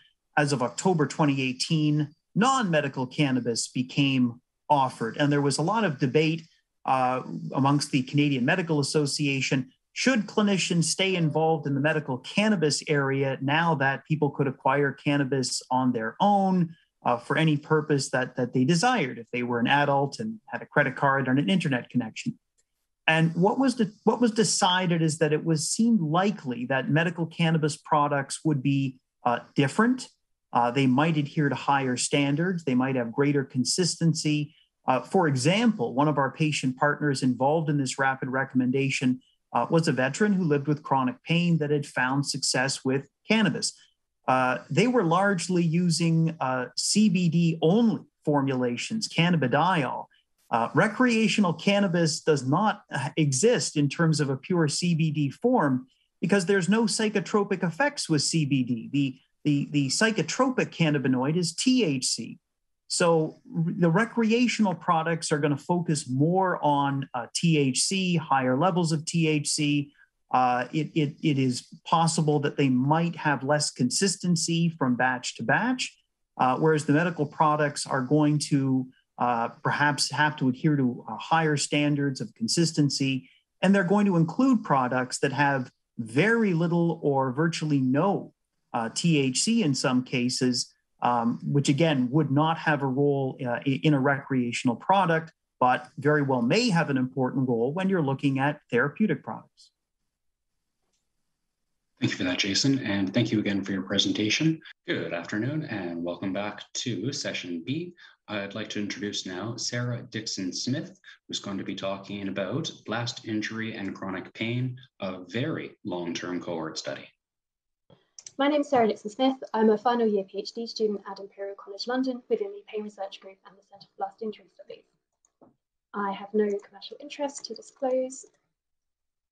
By the end of this talk, I hope to raise recognition of the incidence of chronic post-amputation pain within the veteran population, to promote greater awareness of the possibility of using historical sources for retrospective cohort studies, and I hope the audience will be able to identify at least 3 potential long-term health conditions that can result from conflict-related amputation.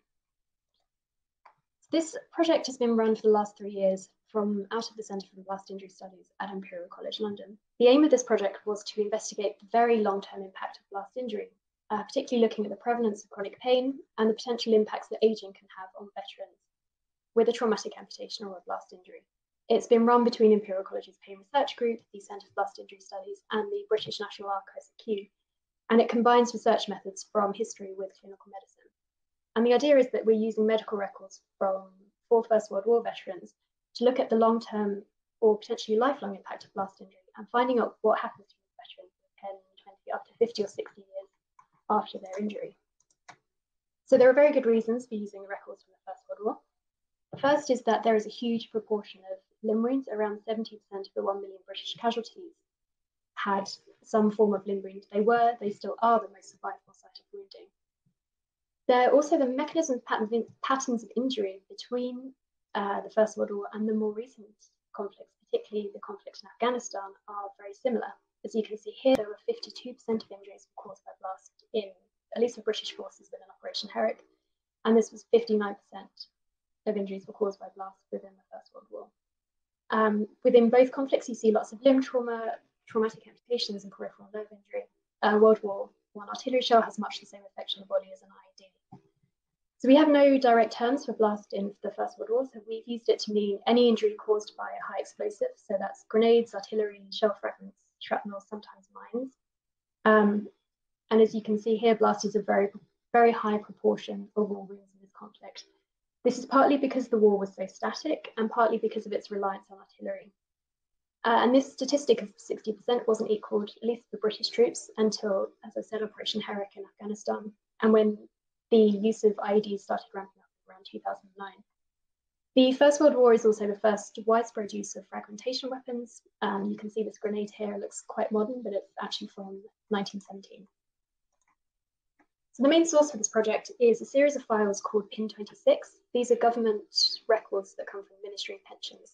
And these are the medical and pension records for discharged First World War veterans. It's a really unique and underused resource looking at the long-term impact of conflict wounding. Because the majority of the injured were young men, 70% were under 30 when they were injured, the files cover the rest of their lives in some cases, and the last file I have ends in 1985. And because they cover such a long time period, we can use these to investigate a whole range of essentially interventions, whether that's the introduction of the NHS, or the rise of different specialties like orthopedics, during and immediately after the war, anesthetics from the 1940s, pain management from the 70s, and then the points at which all of these specialties start to work together to provide the kind of interdisciplinary care in a way we'd recognise it today. And the files contain a huge range of material from medical board reports. These pensioners had to be reassessed by a government medical panel at least once a year. They also have correspondence between pensioners, their medical teams, the civil servants administering these pensions. But most importantly for me, they contain statements written by the patients, in a way narrating their experiences, describing both how the injury feels and the impact it had on their lives. And you can see 3 of those quotes here. So there were originally 400,000 files within this series, but it was reduced to just under 23,000 in the 1970s. There wasn't much information on how these records were selected. As you can see the quote here, it was representative, but not quite representative.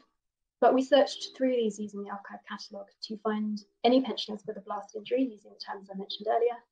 And we ended up with a case, or with 104 cases of pensioners either with an amputation or with a long-term health condition directly related to this injury. All data were extracted and analysed within in vivo. So now what we have is a data set that looks a little bit like this. Oh, sorry. So within this data set, the majority of patients with blast injury amputations went on to develop a separate related long-term health condition later on in life. Across the data set, 52 separate conditions were recorded, and 63% of pensioners reported more than one. These varied, as you can see here, from bronchitis, which was often thought to be a result of being gassed during the First World War. Dermatitis often resulted from the long-term use of crutches damaging the skin on the hands. Hernias were often caused by the strapping of artificial limbs. At this point, they were held on by quite heavy leather straps. And then in a third of cases, these subsequent conditions were considered severe enough by government medical panels to be deserving of an increase in pension. And as you can see from the graph here, the most commonly reported condition was osteoarthritis. 22% of patients underwent at least one treatment, and this was particularly common for lower limb amputees, especially in their hands and their spines due to the long-term use of crutches. But we also see it in the wrists of lower limb amputees who use walking sticks, really because of the repeated, almost constant minor trauma over decades in some cases. One patient in the series ended up with his arm in a plaster cast for 2 years. Obviously didn't actually do anything. 62% of sites of osteoarthritis were contralateral to the amputation, and again, this is especially true of lower limb amputees.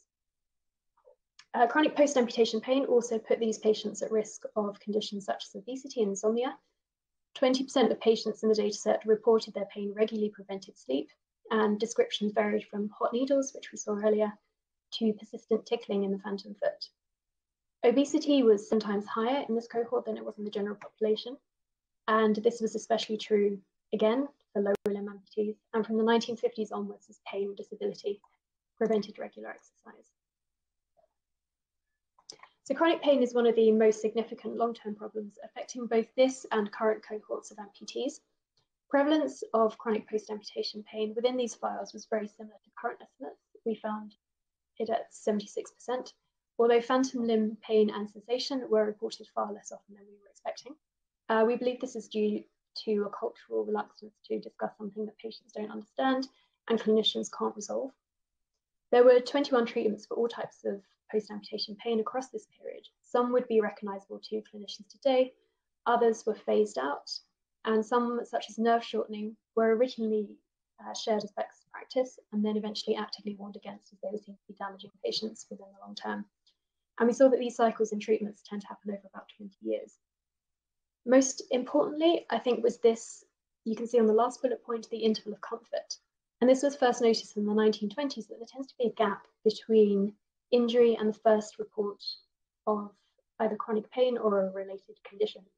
On average, this was a gap of about 7 years.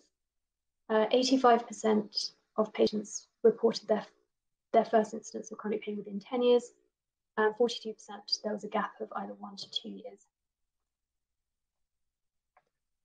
So the majority of reports of these long-term health conditions occurred in the 1950s and 60s. Probably as you'd expect, the cohort who reached an advanced age, they're entering their 60s and 70s at this point. The cause and date of death was only recorded in 80% of cases. But cardiovascular conditions were the most common cause of death, and they accounted for about 1 in 3.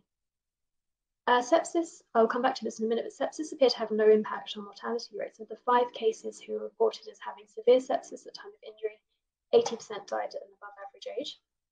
4 deaths were directly connected by the government to the pension disability. There were 9 other cases that were believed by the pensioner's family to be connected, but their appeals were rejected by the government.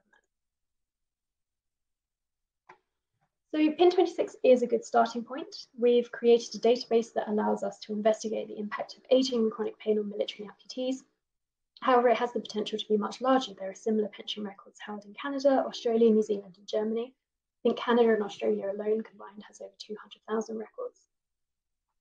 But perhaps more importantly for investigating aging are these government reports that were published worldwide investigating premature aging in veterans from about the 1940s. The possibility that severe conflict injury can lead to premature aging, an increase in mortality rates, and specifically cardiovascular disease has been discussed within the veteran community since the 1930s. This 1937 report concluded that although there wasn't enough medical evidence to substantially prove these veterans aged faster and got age-related conditions faster than average, anecdotally and on personal experience, they believed it to be true. And then in 1949, this UK government report concluded that veterans who developed serious sepsis after injury died at a significantly younger age than the general population. Their deaths were more likely to be caused by cardiovascular issues, but interestingly, quite a lot less likely to be caused by cancer. And the Rock-Carling report in the 1950s explored this in greater detail. In a similar way to today's or the UK military advanced study, it paired 4,000 amputees with 1,000 controls. And their interim report, First World War amputee veterans were found to have a slightly higher incidence of cardiovascular disease and increased mortality rates. And again, they believe this to be due to sepsis. Their final report was published in 1955, and they officially concluded that the interim report had overstated their findings. On average, there was only a 2% higher mortality rate for amputees.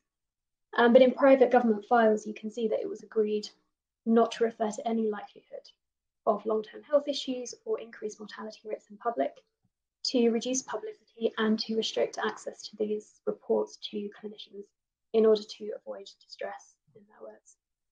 And then from 1960, similar studies were run around the world. There's a huge archive of data.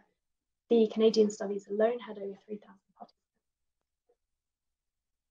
I appreciate this is not an amputee. This is a man called William Spreckley who was injured when a grenade went off, essentially in his face. This is one of the only files we have showing aging in a First World War veteran with a severe blast injury. And a reminder that although these men got injured when they were very young, a lot of them lived until their 80s, potentially 90s. And despite all the advances that we've made in surgery and prosthetics over the last 100 years, rehabilitation, pain management, of course, aging are still significant issues.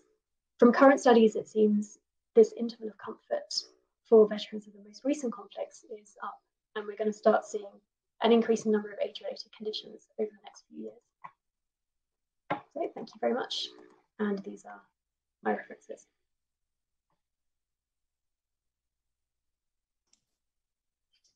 Thank you for that presentation, Sarah. I was wondering if you could elaborate a little bit about the genesis of the project and how it came about in the first place, how you came up with the topic and the aim of the overall project. Sure. Well, I think it really came about from a frustration that there isn't a huge amount of patient-centered history within this period. A lot of the work that's been done tends to focus around individual clinicians. You kind of hear stories of great surgeons and kind of memoirs of nurses, but nobody really looks at the patients. As you can see from this presentation, there's a huge amount of information kind of lurking in the archives that people aren't really looking at. And I spoke in the presentation about the interval of comfort, that things seem to be fine for a year or two, and then after that we start to see these long-term problems. And that seems to be the point we're at with, at least in the UK, with veterans from Iraq and Afghanistan. But we don't have a huge amount of information of what those problems might be. So the idea was that maybe if we go back in time, if we use similar records for a similar cohort of patients with similar injuries, this might give us an idea of what we can expect maybe over the next 10, 20 years, ideally. Obviously, things aren't exactly the same, but they're similar enough that this should be useful for contemporary veterans. I understand. Has there been consideration of doing a study with World War II veterans where you might be able to engage with the veterans as well?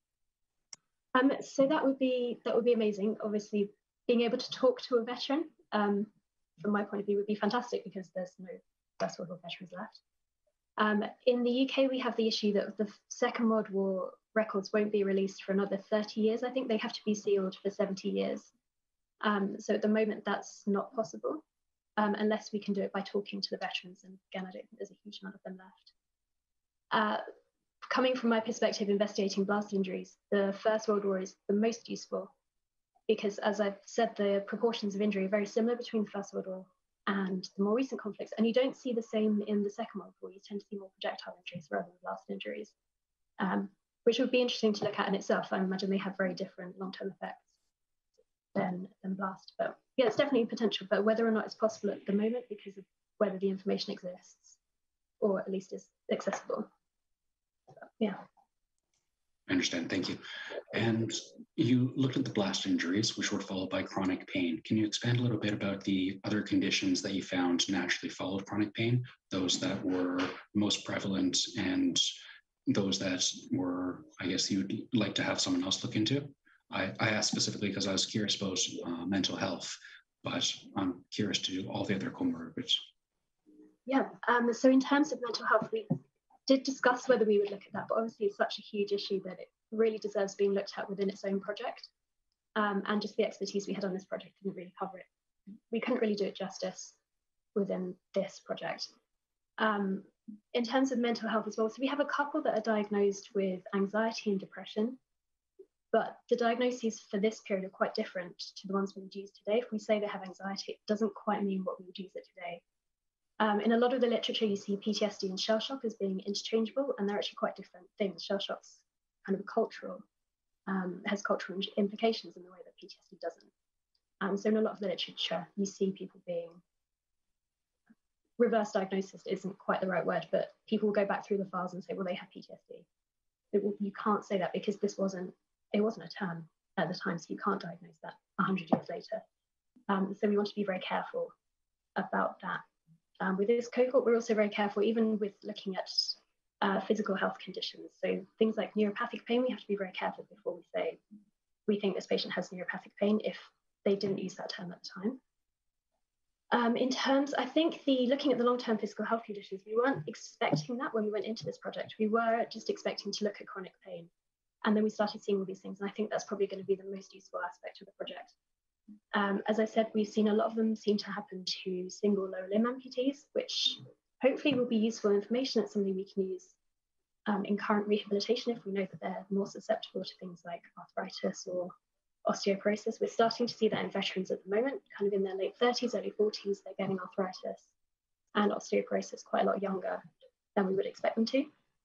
And that's also, as I mentioned, why I would like to extend this project to look at potentially 200,000 records rather than 100, and see if that's something that we're seeing across countries and across cohorts. Great. Thank you very much for your answers, and thank you again for your presentation. And now I'd like to move on to the next presentation, and I'd like to introduce Rochelle Furtado, who's going to be talking about the interventions for veterans living with chronic pain, a scoping review.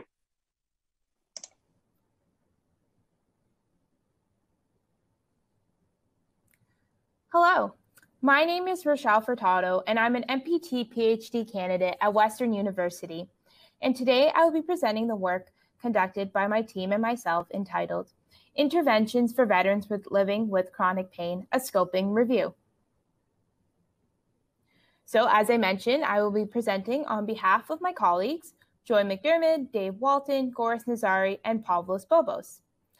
In regards to our commercial interests, we have all received some sort of research grant or support from public funding research agencies. However, that is not related to the work being presented today. In regards to speaker and honorariums, we haven't received any. And in regards to consulting fees, Dave Walton does receive some consulting fees occasionally, but that is not related to this work presented today. In regards to disclosure of commercial support, this work has not received any commercial financial support. The work has received some financial research support from the Chronic Pain Centre of Excellence for Canadian Veterans in the form of research funds. This program has received in-kind support from the Chronic Pain Centre of Excellence for Canadian Veterans and Western University in the form of financial and or logistical support. In regards to conflicts of interest, Goris Nazari was involved in a research project by the Veterans Affairs Canada and received some compensation for that work. In regards to mitigating potential biases, it's important to note that all authors have contributed to different components of this work. Dr. Nazari was only involved in providing the individual studies used within this review through a comprehensive, systematic, and electronic search, and Dr. Nazari was neither involved in the analysis nor the interpretation of the study findings. And of course, we intend to share and disseminate our research findings to the public once our project is complete. So moving to our learning objectives for today. So 1, to describe the components of treatment programs tested in research, including veterans with chronic pain. 2, to map possible relationships between components of the programs and their outcomes. And 3, to inform future construction of treatment programs. So, what do we know so far? Well, many active duty military personnel and veterans are faced with severe chronic pain problems that are quite unique, and this requires unique treatment needs and their responses towards these treatments. While there are many studies that investigate programs that manage chronic pain, the research is quite limited in regards to the military personnel and veterans population. So what do we not know so far? Well, with that limited research, we do not know how to best target the right treatments towards the needs of this population. And then when it comes to replicating these programs described within our research studies, if the components and rationale are not clear, then that also leaves a huge issue. So what do we need? We need better descriptions of our treatment components, so what's going into our programs, the rationale, so the why are they going into them, and the expected outcomes. What are the benefits of our programs and their treatments? We also need more guidance on how to customize these treatment programs for different needs in different populations. So what did we do? We used a scoping review, which is a broad exploratory review that addresses some broad research questions, in order to look at 5 different databases that found studies that 1, addressed chronic pain management within a population of military veterans, and 2, provided descriptions or evaluations of an intervention program, including frameworks, content, delivery, or outcomes that target chronic pain. So what did we find? Well, based on our search strategy, we found 30 research studies that were included within this review. Now, these research studies were quite quantitative in nature, so many randomized control trials or observational studies were used within this review. How do we describe and interpret what we found in those studies? So within those 30 research studies, we really wanted to extract information looking at the what treatment components were added, why are these treatment components added, and to what effects. So what are we expecting or the benefits that arise from our programs? We then mapped a framework to link together the what, the why, and what effects. So let's look at the what effects.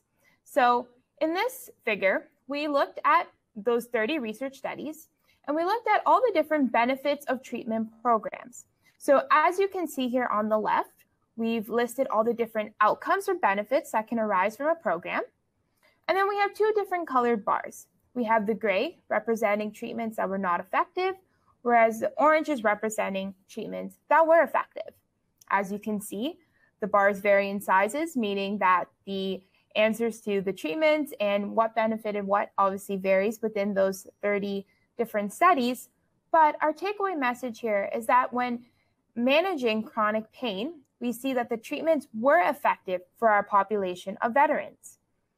So moving on with that thought, let's move on to our framework. So this is our big chronic pain intervention map that I was talking about when we're looking at connecting and mapping the what, the why, and what outcomes. So from those 30 research studies, we've summarized and charted different information regarding the components, the strategies, and expected outcomes onto this map that could be used for clinicians or researchers creating programs. So let's take a closer look into seeing how to better use this map and what is the different component strategies and expected outcomes. So now zooming in on the components. So based on the 30 different studies, we were able to categorize 5 different components. So these are our educational content and what information we want to put into our programs. So that was charted into the biology, the health literacy, the social, psychosocial processes, and the mental health diagnoses. The information below just gives us some more detail on how to achieve these 5 higher level components. Now, when you follow the map down, you'll reach to the strategies. So these are the ways that we can achieve those 5 higher level components. So the different methods, so such as maybe teaching patients positive self-talk strategies, or teaching how to set goals, or teaching mindfulness practices. These are the different ways that we can achieve. So moving down, we then reach to our expected outcomes. So we've charted this into 3 different categories: our process outcomes, health service outcomes, and patient-specific outcomes. Now, as we know, our main target is managing chronic pain, but as we can appreciate, chronic pain is quite a complex topic. So breaking it down and giving more details of the different components will help us to achieve our overall goal.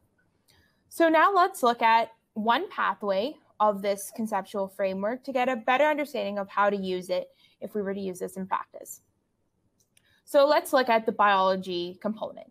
So starting with the biology, we have our information about health benefits, exercise, nutrition, information on weight management, maybe putting in information on how to protect our joints. And then we look down, we see our different strategies. Okay, so here's how we're going to supplement that education. We're going to teach our patients about activities that can activate muscles, or teach them about body mechanics or ergonomics, teaching them positive self-talk strategies.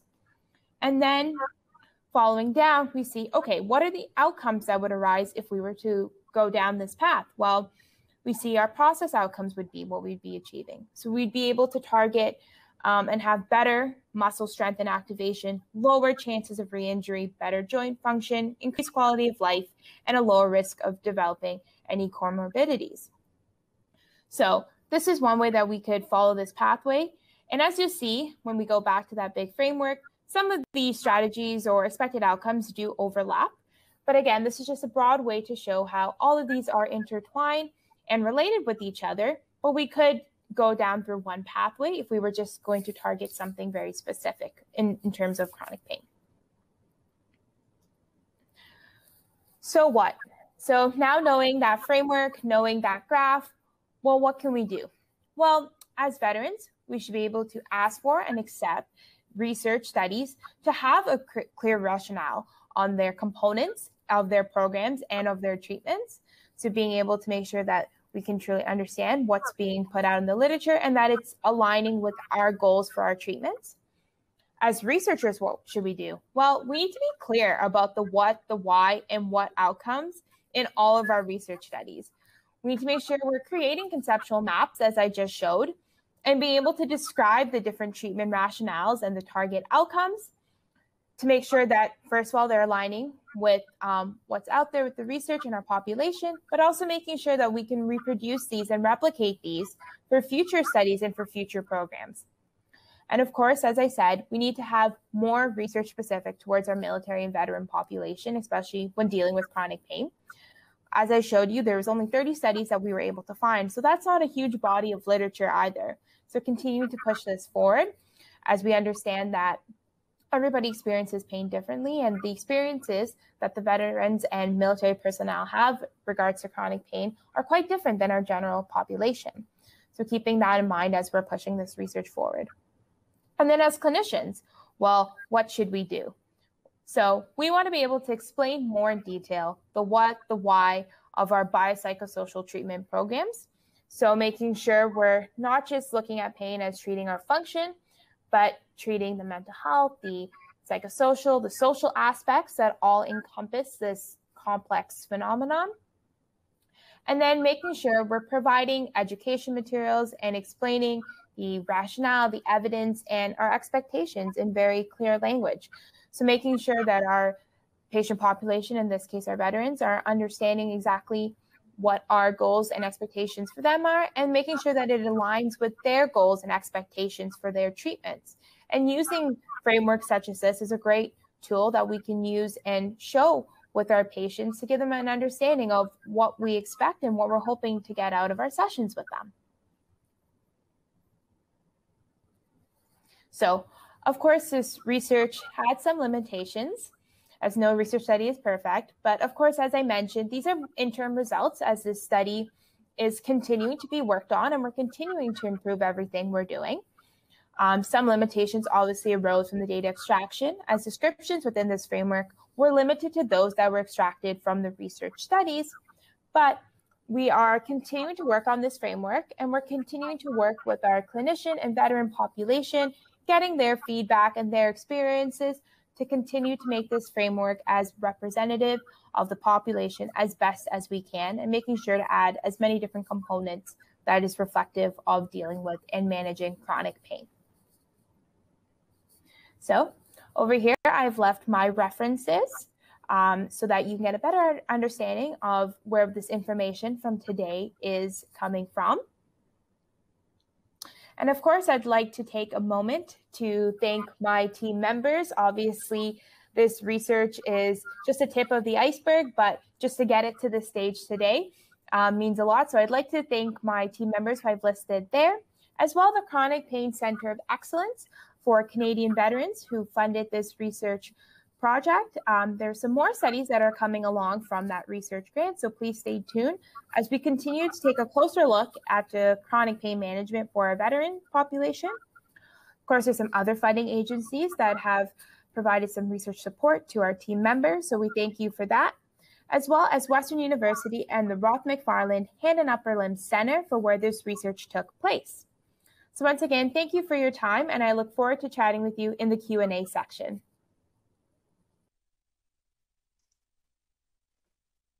Thank you for that presentation, Rochelle.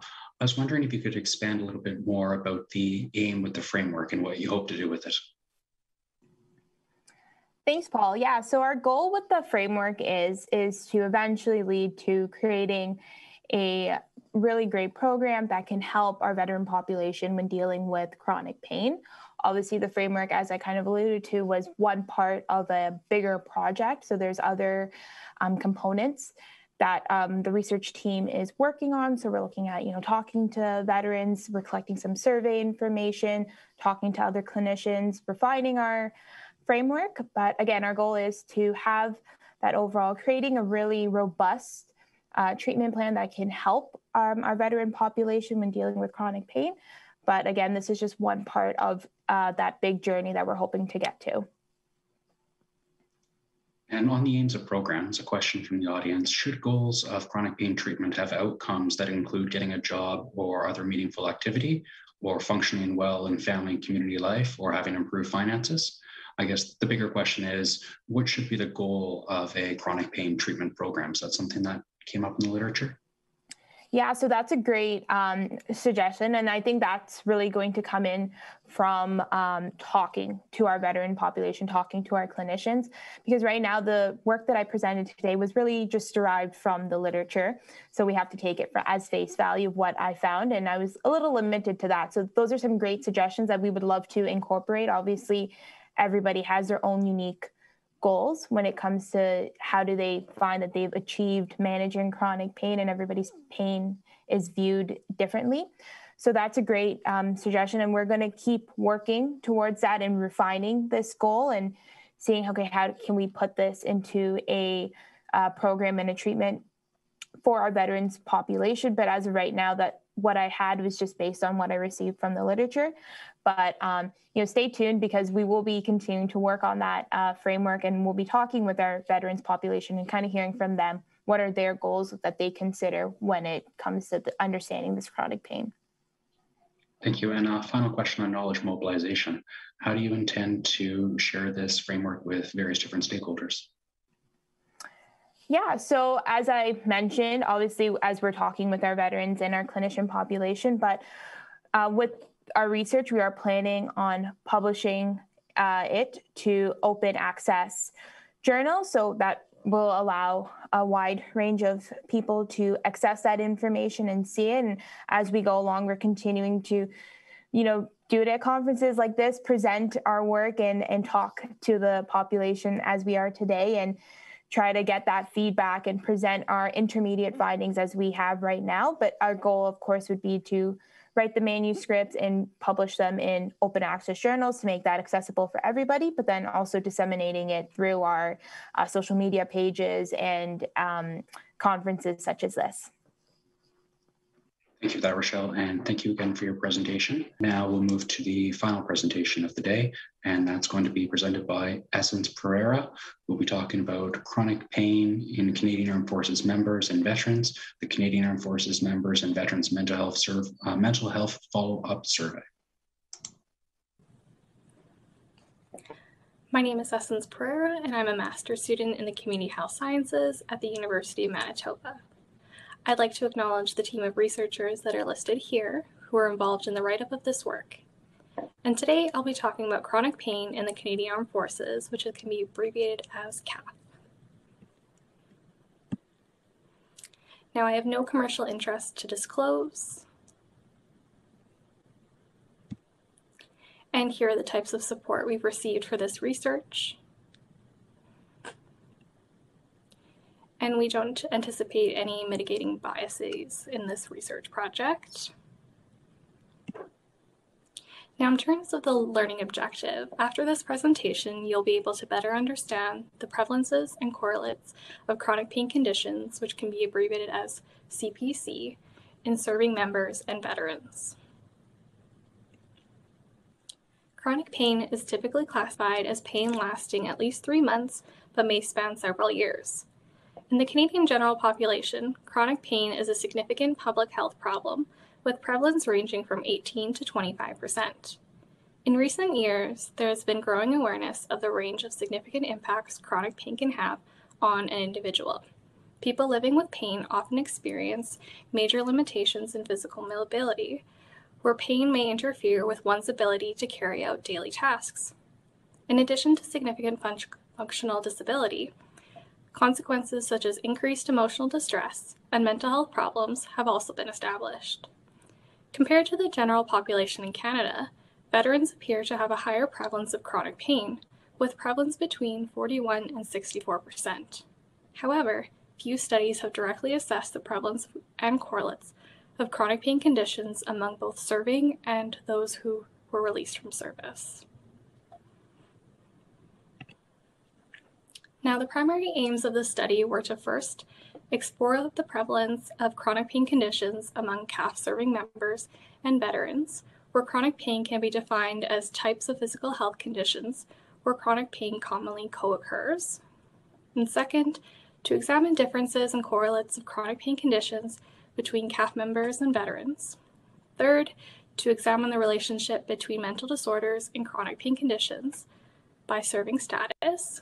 And lastly, to examine the prevalence of onset of chronic pain conditions in relation to release from service.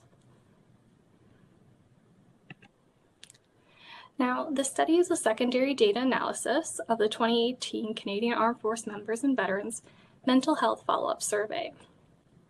The sample consists of 2,941 serving members and veterans, with 65% of the sample being veterans and 35% being serving members. Now, the main variable of interest that I'll be talking about today is a single variable of any chronic pain condition, which was created based on the endorsement of any one of the following conditions. That's including back problems, migraine headaches, arthritis, and gastrointestinal disorders. Importantly, these conditions were based on self-report as diagnosed by a health professional at some point in an individual's lifetime, which had lasted or was expected to last at least 6 months or longer. Now, all analyses were stratified by release status, that is, serving versus veteran, to examine differences between these groups. Interaction analyses allowed for the determination of potential differences and correlates when comparing serving members and veterans. And these interactions will be denoted with the letter B in the results that I'm about to show you.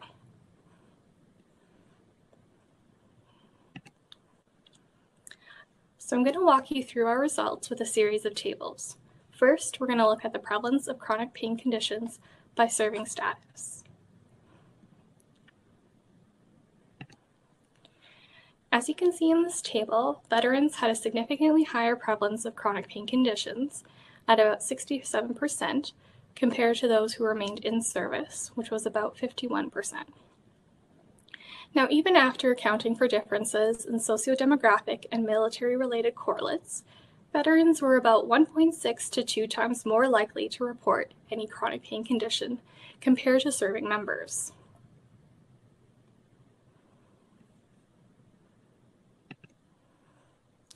Next, we'll look at the relationship between sociodemographic correlates and any chronic pain condition by serving status. Our results revealed that sociodemographic characteristics associated with chronic pain conditions included age, sex, and marital status. First, we'll take a look at the age correlate. Now, in this table, you can see that the mean age among serving members with chronic pain conditions was 47.8. The odds ratio here indicates that among serving members, the likelihood of having a chronic pain condition increased with increasing age. Now, the interaction analyses indicated on the table with the letter B confirmed a differential relationship between age and release status, and that age was not related to likelihood of having a chronic pain condition for veterans. And next, we'll move on to the other sociodemographic correlates. So here in this table, you'll see that female veterans were more likely than males to report any chronic pain condition. Also, serving members who were not partnered were more likely than those who were partnered to report any chronic pain condition.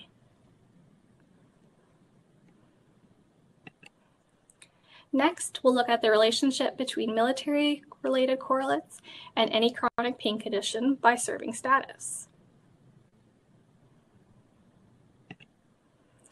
This table shows that among both veterans and serving members, those in the land environment were more likely than those wearing sea or air uniforms to report any chronic pain condition. Also, release commissioned officers were at significantly lower odds than junior members to have any chronic pain condition. Also, a history of being deployed was linked with increased likelihood of any chronic pain condition only among veterans. Now, the interaction analyses represented with the letter B confirmed a differential relationship between deployment history and release status, and that being deployed was not related to likelihood of having a chronic pain condition for serving members. However, endorsement of a deployment-related traumatic event was also associated with increased likelihood of any chronic pain condition, with a similar trend among both veterans and serving members. Next, we'll look at the relationship between mental disorders and any chronic pain condition by serving status. So our results showed that 68 to 86% of those with a mental disorder also had a chronic pain condition. In this table, you'll see that among veterans, presence of any of the mental disorders assessed was associated with increased odds of reporting any chronic pain condition. Now, among serving members, the likelihood of reporting any chronic pain condition was only present among select mental disorders. And denoted by the letter B, interaction analyses indicated a differential relationship between post-traumatic stress disorder and chronic pain conditions, as well as social anxiety disorder and chronic pain conditions. This means that the veterans with these mental disorders experienced a 2 to 3-fold increased likelihood of any chronic pain condition, while no significant relationship was noted among serving members.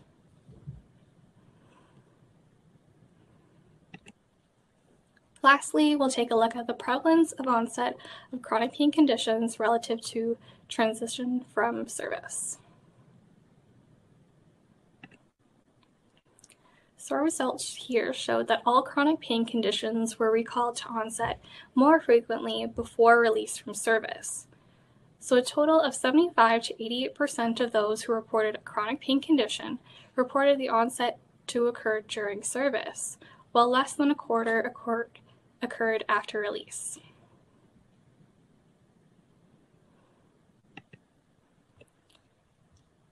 Now I want to leave you with a few key takeaways from our results. First, chronic pain conditions were more prevalent in veterans, but the onset of these conditions were reported more often in service compared to after release.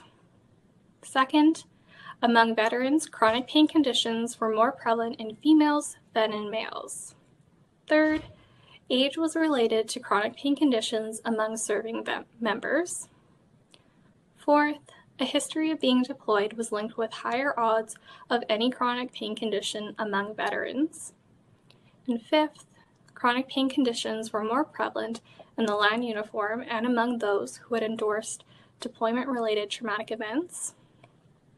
And lastly, in general, having a mental disorder was associated with increased odds of having a chronic pain condition, where 68 to 86% of those with a mental disorder also had a chronic pain condition. All right, now several limitations should be considered when evaluating the study. First, the chronic pain conditions were determined based on self-report diagnosis data rather than direct diagnosis from a physician. Therefore, onset of chronic pain conditions and mental health disorders may be subject to recall bias. As well, mental health disorders were obtained through structured clinical interviews, which may not be similar to clinician-based diagnoses. Second, the sample size of the present study was too small to investigate these relationships in detail by sex assigned at birth. Third, a standardized measure of chronic pain or pain severity was not included in the survey. It's possible that the conditions assessed included those who do not experience chronic pain. Also, important data regarding pain, including severity, gradual or sudden onset, cause, intensity, and functional impairment were not captured as per the survey. As well, chronic pain conditions, including back problems and arthritis, were assessed generally in the survey. This limits the analyses since the specific types of each condition could not be examined. Finally, data including reason for release from service were not assessed as per the survey and could not be analyzed to better understand the frequency with which chronic pain and/or mental health were reasons for release from service.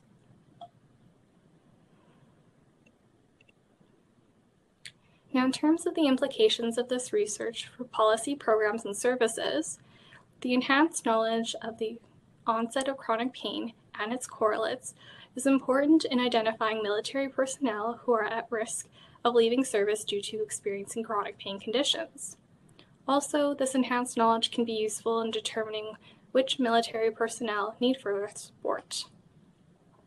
And the final implications for research indicate that future studies should find valid and reliable ways to measure chronic pain in surveys, and future studies should be done to better understand causal directionality between chronic pain conditions, service factors, and mental health disorders. And here are the list of references that I've used in preparation for my presentation today. And if you're looking for more information, it is all listed here. Now, thank you all for your attention today. I'd now like to open the floor to questions.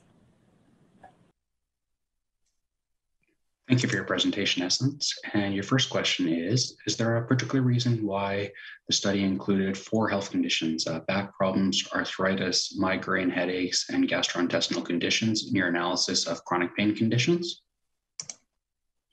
Yeah, so because we used a secondary data analysis and that we used the CAF member veterans follow-up survey, we're kind of limited into the conditions in which we were able to analyze. And then taken from the survey, we looked at prior findings among CAF members and veterans, which illustrated a strong correlation between the endorsement of those selected chronic pain conditions. So that's why we had selected those 4. Thank you. And can you talk a little bit more about your findings that chronic pain conditions were more likely to occur in service and less likely to occur during the transition or after the transition to post-service life? Sure. Yeah, so before I answer that, I just want to make sure I mention that point that I had discussed in my presentation, and that reason for release from service was not captured in the CAF survey. But based on the findings of this research, we found that chronic pain was more likely to occur in service, which indicates that a possible explanation for the increased onset of chronic pain conditions was possibly related to service-related activities and is possibly less related to the transition from military release. So these findings really highlight the need for support and resources in order to help the CAF members through various challenges that are associated with living with chronic pain. So this may also increase the likelihood that these individuals can actually continue through service. And just to make sure I understood that correctly, so the study is showing not just that the original injury that occurred in service led to chronic pain after service, but that the veterans might have been already experiencing chronic pain in service before they left the military. Would that be fair to say? That would be fair, just that we can't conclude their reason for release. So we don't know whether or not an injury had occurred or not, just that the study showed that the onset of chronic pain was more likely to occur while in service. Understood, thank you. And one final question. Why do you think that age was related to chronic pain conditions in serving members, but there wasn't a correlation that was found in the veterans?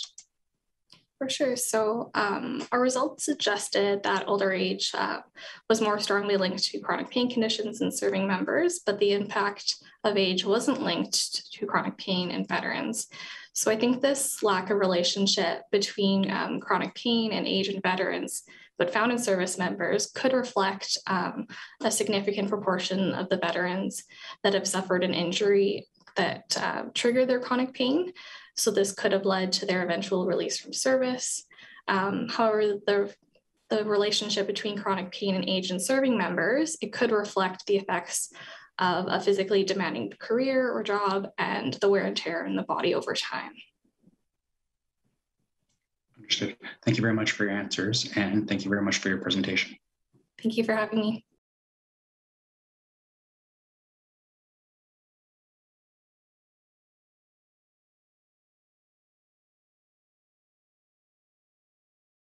And that concludes our final presentation of the day.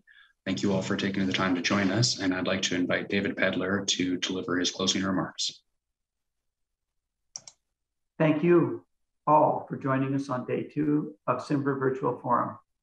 Mr. Paul Roos and Diane Grohl, thank you for leading today's sessions as moderators. The questions and discussions you guided truly make these events. To the researchers who presented today, thank you for the time and effort you put into educating us on your important research work. We have all learned so much from you today. I will once again encourage all of you to submit your research to CIMVHR's Journal of Military, Veteran, and Family Health. Details on how to do this can be found on the CIMVHR website under Publications. Please take some time to explore the conference platform. Visit the sponsors' booths, see all the poster presentations, and watch the recorded sessions from our kickoff event and our serving military session. A reminder that you can receive continual professional development credits on any recorded sessions until November 5th. I look forward to seeing everyone next Thursday, October 21st, for day 3 of oral presentations that will focus on the family and the serving military. To all of you and your families, please stay safe and be well. Thank you.